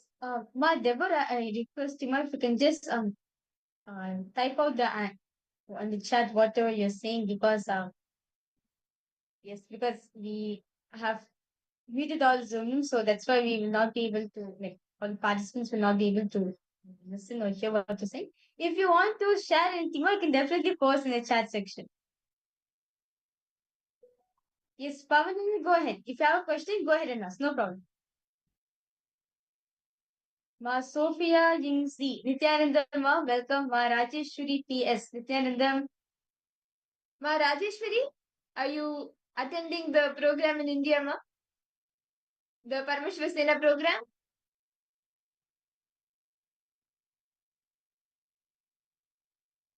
Your feeling connection with Swamiji is too much. So when Swamiji is inviting you for the program right now, don't miss this opportunity. Why don't you jump in?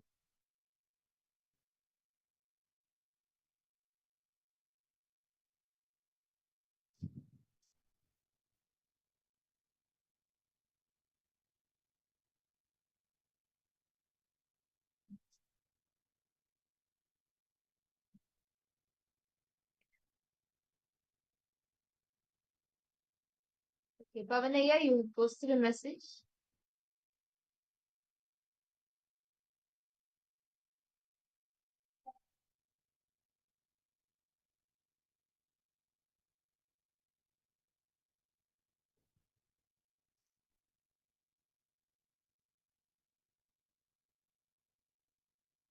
Okay.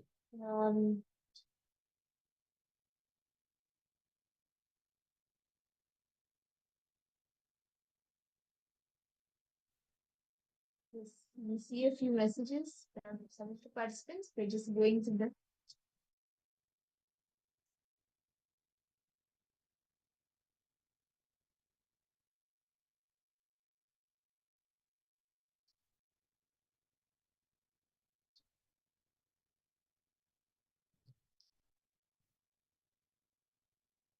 See, Pavanaya, whatever obstacle you are facing in the Paramashivoham program, you will have a breakthrough.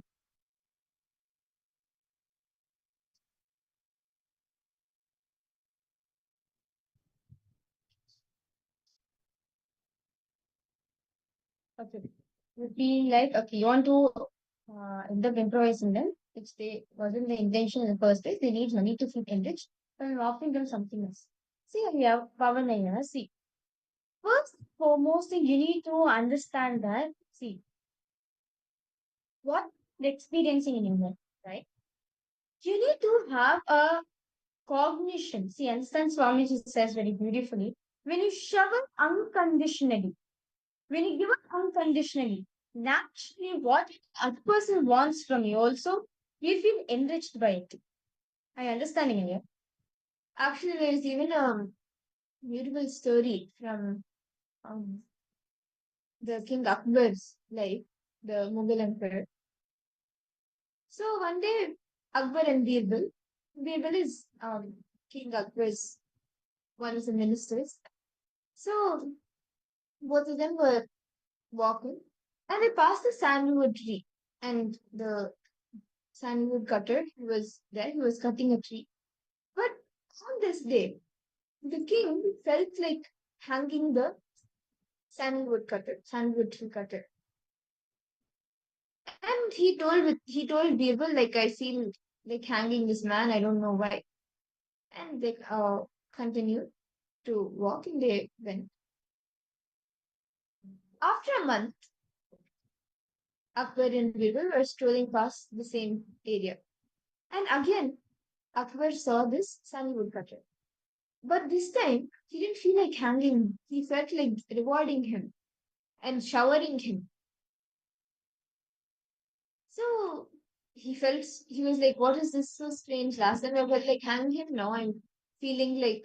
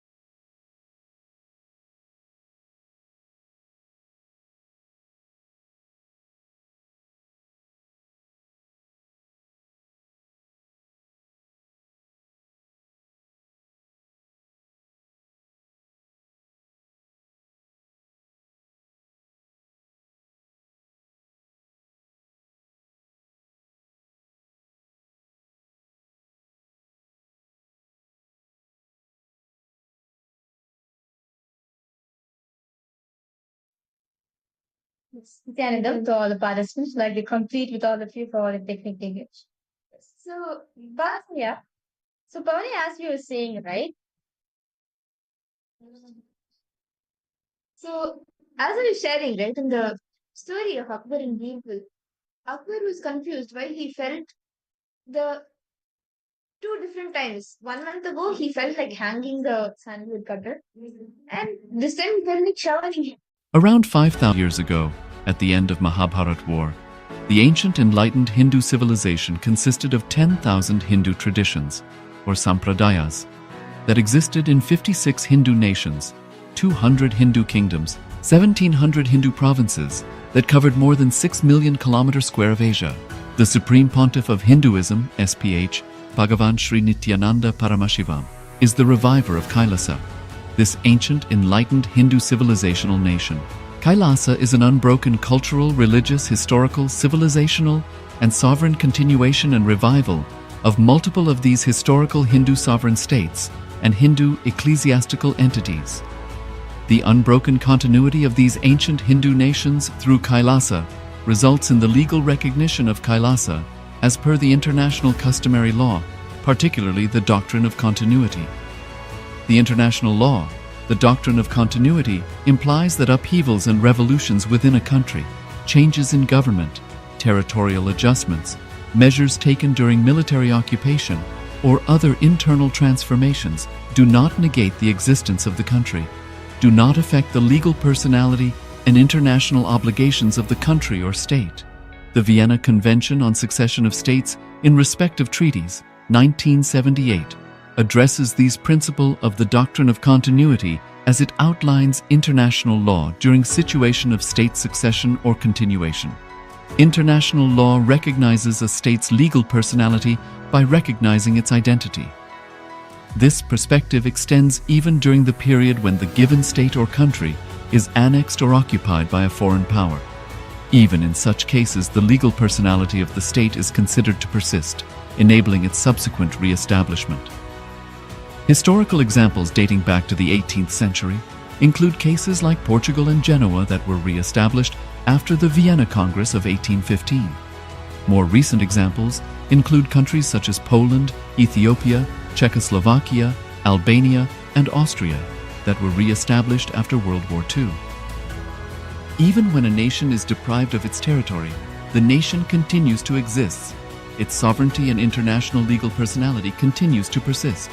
The Dalai Lama, as the spiritual and temporal leader of Tibet, exemplifies this principle. In 1959, the Dalai Lama was exiled and forced to flee. Despite the challenges faced, the Dalai Lama continues to advocate for the preservation of Tibetan culture and garners worldwide support for Tibetan autonomy on the global stage. Similarly, from 1309 to 1376, the Pope of Catholicism had been in exile in Avignon. Despite this, he was recognized as the head of state as well as head of the church and given full privileges of the position after their return to Rome. Even in 1861, much of the papal territories had been lost, leaving the Pope with no sovereign territory other than the papal residence and related buildings. Yet his temporal powers were still acknowledged. He was recognized as a head of state, and later, the Lateran Treaty of 1929 formally re-established papal sovereignty over the Vatican City. The Sovereign Order of Malta further exemplifies this principle, retaining international recognition as a sovereign entity despite the permanent loss of their territory upon Napoleon's invasion in June 1798.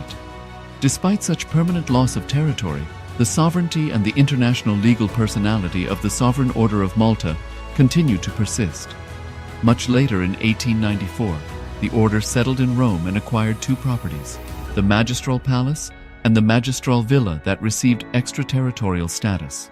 Today, the order maintains diplomatic relations with 112 countries, issues its own diplomatic passports, currency, stamps, and vehicle registration plates, and has been granted observer status in the United Nations. All these examples of state re-establishment illustrate the principle of continuity of states, as per international law, that a state's legal personality persists over time. A nation continues to exist even after a complete loss of territory. A far more striking example is of the oceanic countries, which are under the threat of their entire nation being drowned and submerged due to rising sea levels owing to global warming. In response to such existential threat of climate change, Pacific Island nations, including Tuvalu, have enacted constitutional amendments and made international declarations affirming that their nation and their sovereign rights will continue to persist, despite their entire territory being lost to the sea. This proactive stance is highlighted in the Constitution of Tuvalu Act 2023 and the Pacific Islands Forum Declaration of 2021. The Supreme Pontiff of Hinduism, Bhagavan Sri Nithyananda Paramashivoham, through the line of succession is the present 203rd Emperor of the Hindu Sovereign Kingdom of Surangi Samrajya. He was crowned on the 31st of December 2004 at the age of 26. Thus, by very same principles of the doctrine of continuity, through which the international legal personality of Portugal, Genoa, Poland, Ethiopia, Czechoslovakia, Albania, Austria, Vatican, Tibet, Sovereign Order of Malta, and several other nations has been recognized despite having undergone a period of exile, annexation, occupation by a foreign power, or despite loss of territory. The SPH Nithyananda Paramashivoham, through well-established legal and historical facts about the Hindu sovereign state of the Surangi Samrajyam, derives all sovereign rights and powers of the royal lineage of the Surangi Samrajyam as its 203rd sovereign emperor from his inheritance and continuation of the unbroken succession of the kingdom of Surya Vamsa Surangi Samrajyam Sarvanapitha. Surya Vamsa Surangi Samrajyam, through unification with 20 other sovereign Hindu states and sovereign ecclesiastical, historical entities, became part of the United States of KAILASA, which thus became a sovereign independent juridical state, with the SPH Nithyananda Paramashivoham as the sovereign.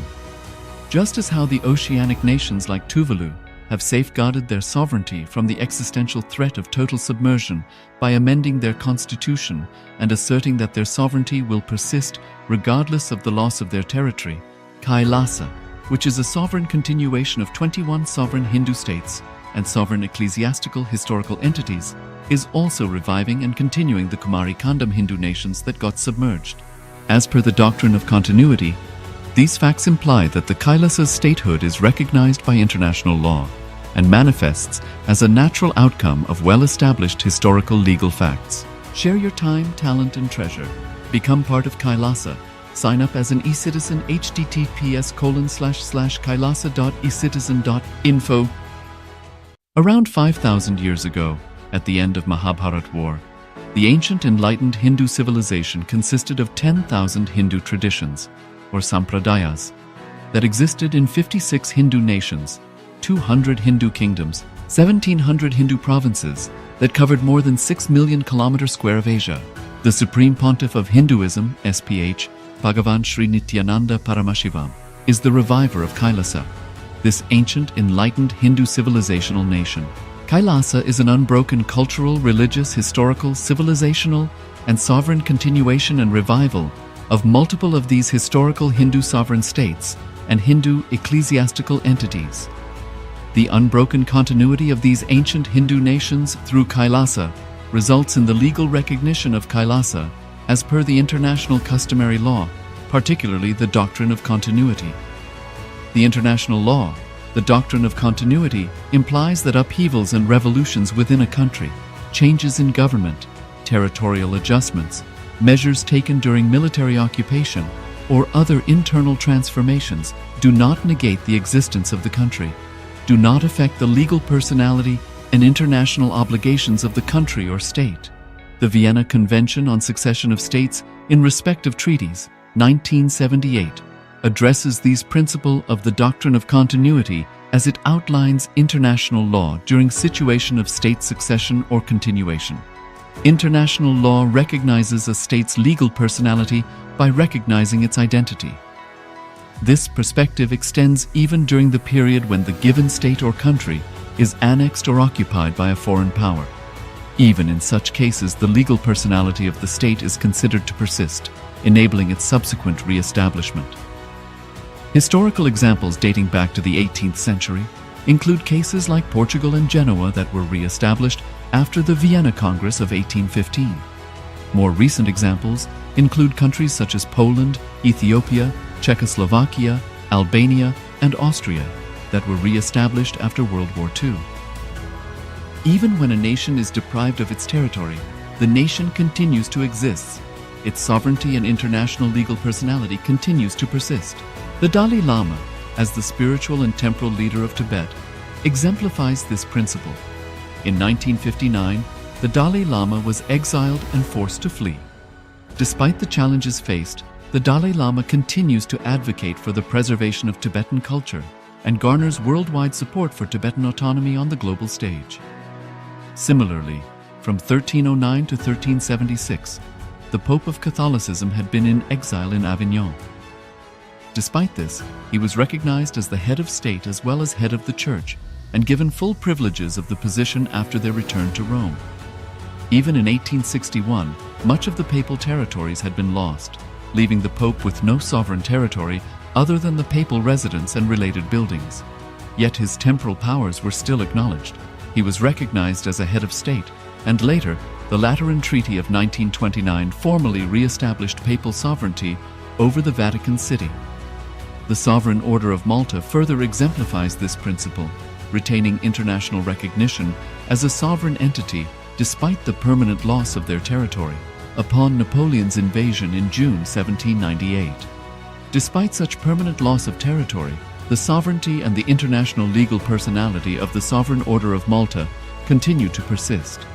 Much later in 1894, the order settled in Rome and acquired two properties, the Magistral Palace and the Magistral Villa that received extraterritorial status. Today, the order maintains diplomatic relations with 112 countries, issues its own diplomatic passports, currency stamps, and vehicle registration plates, and has been granted observer status in the United Nations. All these examples of state re-establishment illustrate the principle of continuity of states, as per international law, that a state's legal personality persists over time. A nation continues to exist even after a complete loss of territory. A far more striking example is of the oceanic countries, which are under the threat of their entire nation being drowned and submerged due to rising sea levels owing to global warming. In response to such existential threat of climate change, Pacific Island nations, including Tuvalu, have enacted constitutional amendments and made international declarations affirming that their nation and their sovereign rights will continue to persist, despite their entire territory being lost to the sea.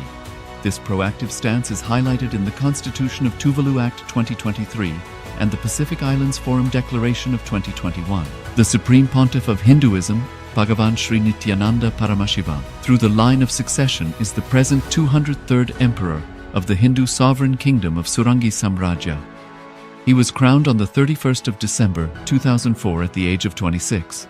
Thus, by very same principles of the doctrine of continuity, through which the international legal personality of Portugal, Genoa, Poland, Ethiopia, Czechoslovakia, Albania, Austria, Vatican, Tibet, Sovereign Order of Malta, and several other nations has been recognized despite having undergone a period of exile, annexation, occupation by a foreign power, or despite loss of territory. The SPH Nithyananda Paramashivoham, through well-established legal and historical facts about the Hindu sovereign state of the Surangi Samrajyam, derives all sovereign rights and powers of the royal lineage of the Surangi Samrajyam as its 203rd sovereign emperor from his inheritance and continuation of the unbroken succession of the kingdom of Surya Vamsa Surangi Samrajyam Sarvanapitha. Surya Vamsa Surangi Samrajyam, through unification with 20 other sovereign Hindu states and sovereign ecclesiastical, historical entities, became part of the United States of KAILASA, which thus became a sovereign, independent juridical state, with the SPH Nithyananda Paramashivoham as the sovereign. Just as how the oceanic nations like Tuvalu have safeguarded their sovereignty from the existential threat of total submersion by amending their constitution and asserting that their sovereignty will persist regardless of the loss of their territory, KAILASA, which is a sovereign continuation of 21 sovereign Hindu states and sovereign ecclesiastical historical entities, is also reviving and continuing the Kumari Kandam Hindu nations that got submerged. As per the doctrine of continuity, these facts imply that the Kailasa's statehood is recognized by international law and manifests as a natural outcome of well-established historical legal facts. Share your time, talent, and treasure. Become part of KAILASA Sign up as an eCitizen https://kailasa.ecitizen.info. Around 5,000 years ago, at the end of Mahabharat War, the ancient enlightened Hindu civilization consisted of 10,000 Hindu traditions, or sampradayas, that existed in 56 Hindu nations, 200 Hindu kingdoms, 1,700 Hindu provinces that covered more than 6 million kilometers square of Asia. The Supreme Pontiff of Hinduism, SPH, Bhagavan Sri Nithyananda Paramashivoham, is the reviver of KAILASA, this ancient enlightened Hindu civilizational nation. KAILASA is an unbroken cultural, religious, historical, civilizational, and sovereign continuation and revival of multiple of these historical Hindu sovereign states and Hindu ecclesiastical entities. The unbroken continuity of these ancient Hindu nations through KAILASA results in the legal recognition of KAILASA as per the international customary law, particularly the doctrine of continuity. The international law, the doctrine of continuity, implies that upheavals and revolutions within a country, changes in government, territorial adjustments, measures taken during military occupation, or other internal transformations do not negate the existence of the country, do not affect the legal personality and international obligations of the country or state. The Vienna Convention on Succession of States in respect of treaties, 1978, addresses these principles of the doctrine of continuity as it outlines international law during situation of state succession or continuation. International law recognizes a state's legal personality by recognizing its identity. This perspective extends even during the period when the given state or country is annexed or occupied by a foreign power. Even in such cases, the legal personality of the state is considered to persist, enabling its subsequent re-establishment.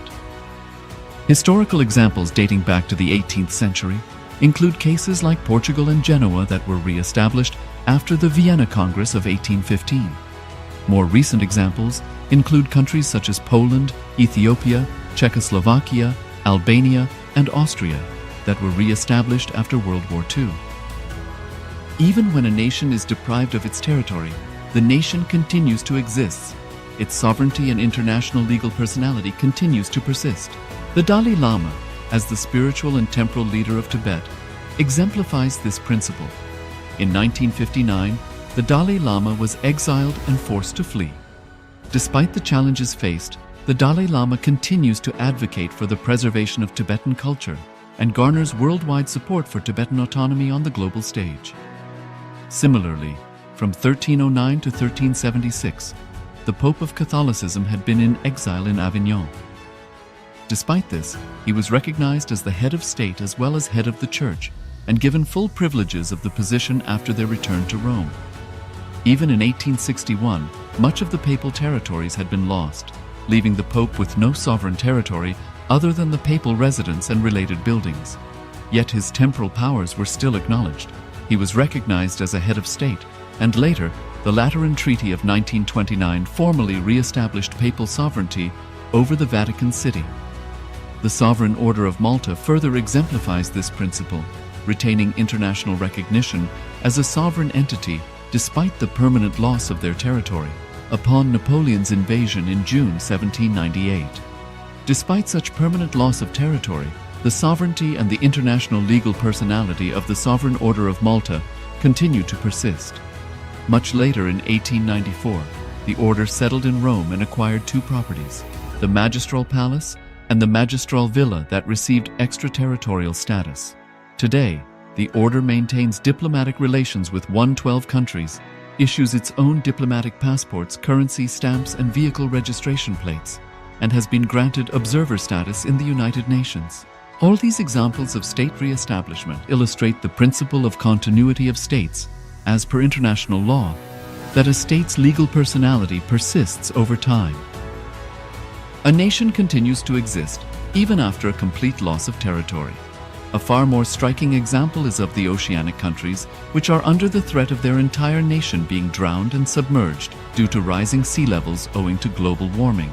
In response to such existential threat of climate change, Pacific Island nations, including Tuvalu, have enacted constitutional amendments and made international declarations affirming that their nation and their sovereign rights will continue to persist, despite their entire territory being lost to the sea. This proactive stance is highlighted in the Constitution of Tuvalu Act 2023 and the Pacific Islands Forum Declaration of 2021. The Supreme Pontiff of Hinduism, Bhagavan Sri Nithyananda Paramashivoham, through the line of succession is the present 203rd Emperor of the Hindu Sovereign Kingdom of Surangi Samrajya. He was crowned on the 31st of December 2004 at the age of 26.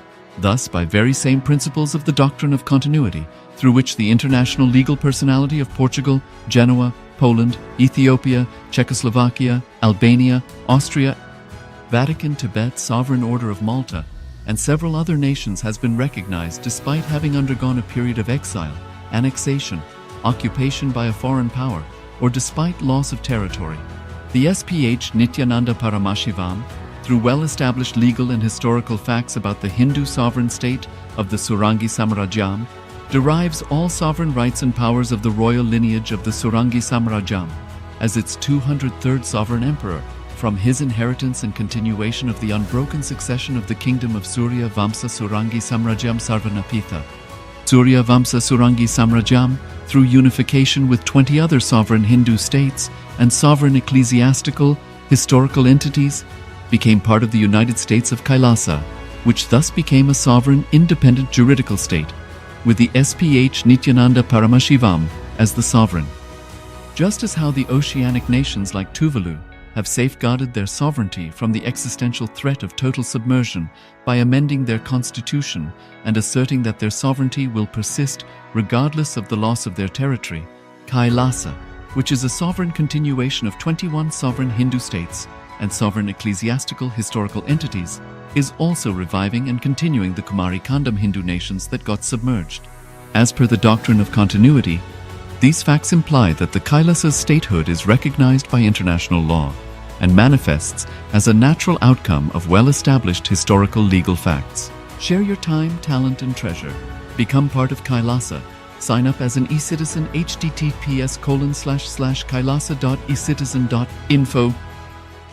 Around 5,000 years ago, at the end of Mahabharat War, the ancient enlightened Hindu civilization consisted of 10,000 Hindu traditions, or sampradayas, that existed in 56 Hindu nations, 200 Hindu kingdoms, 1,700 Hindu provinces that covered more than 6 million kilometers square of Asia. The Supreme Pontiff of Hinduism, SPH, Bhagavan Sri Nithyananda Paramashivoham, is the reviver of Kailasa, this ancient enlightened Hindu civilizational nation. Kailasa is an unbroken cultural, religious, historical, civilizational, and sovereign continuation and revival of multiple of these historical Hindu sovereign states and Hindu ecclesiastical entities. The unbroken continuity of these ancient Hindu nations through Kailasa results in the legal recognition of Kailasa as per the international customary law, particularly the doctrine of continuity. The international law, the doctrine of continuity, implies that upheavals and revolutions within a country, changes in government, territorial adjustments, measures taken during military occupation, or other internal transformations do not negate the existence of the country, do not affect the legal personality and international obligations of the country or state. The Vienna Convention on Succession of States in respect of treaties, 1978, addresses these principles of the doctrine of continuity as it outlines international law during situation of state succession or continuation. International law recognizes a state's legal personality by recognizing its identity. This perspective extends even during the period when the given state or country is annexed or occupied by a foreign power. Even in such cases, the legal personality of the state is considered to persist, enabling its subsequent re-establishment. Historical examples dating back to the 18th century include cases like Portugal and Genoa that were re-established after the Vienna Congress of 1815. More recent examples include countries such as Poland, Ethiopia, Czechoslovakia, Albania, and Austria that were re-established after World War II. Even when a nation is deprived of its territory, the nation continues to exist. Its sovereignty and international legal personality continues to persist. The Dalai Lama, as the spiritual and temporal leader of Tibet, exemplifies this principle. In 1959, the Dalai Lama was exiled and forced to flee. Despite the challenges faced, the Dalai Lama continues to advocate for the preservation of Tibetan culture and garners worldwide support for Tibetan autonomy on the global stage. Similarly, from 1309 to 1376, the Pope of Catholicism had been in exile in Avignon. Despite this, he was recognized as the head of state as well as head of the church and given full privileges of the position after their return to Rome. Even in 1861, much of the papal territories had been lost, leaving the Pope with no sovereign territory other than the papal residence and related buildings. Yet his temporal powers were still acknowledged. He was recognized as a head of state, and later, the Lateran Treaty of 1929 formally re-established papal sovereignty over the Vatican City. The Sovereign Order of Malta further exemplifies this principle, retaining international recognition as a sovereign entity despite the permanent loss of their territory upon Napoleon's invasion in June 1798. Despite such permanent loss of territory, the sovereignty and the international legal personality of the Sovereign Order of Malta continue to persist. Much later in 1894, the order settled in Rome and acquired two properties, the Magistral Palace and the Magistral Villa that received extraterritorial status. Today, the order maintains diplomatic relations with 112 countries, issues its own diplomatic passports, currency, stamps, and vehicle registration plates, and has been granted observer status in the United Nations. All these examples of state re-establishment illustrate the principle of continuity of states, as per international law, that a state's legal personality persists over time. A nation continues to exist even after a complete loss of territory. A far more striking example is of the oceanic countries, which are under the threat of their entire nation being drowned and submerged due to rising sea levels owing to global warming. In response to such existential threat of climate change, Pacific Island nations, including Tuvalu, have enacted constitutional amendments and made international declarations affirming that their nation and their sovereign rights will continue to persist, despite their entire territory being lost to the sea.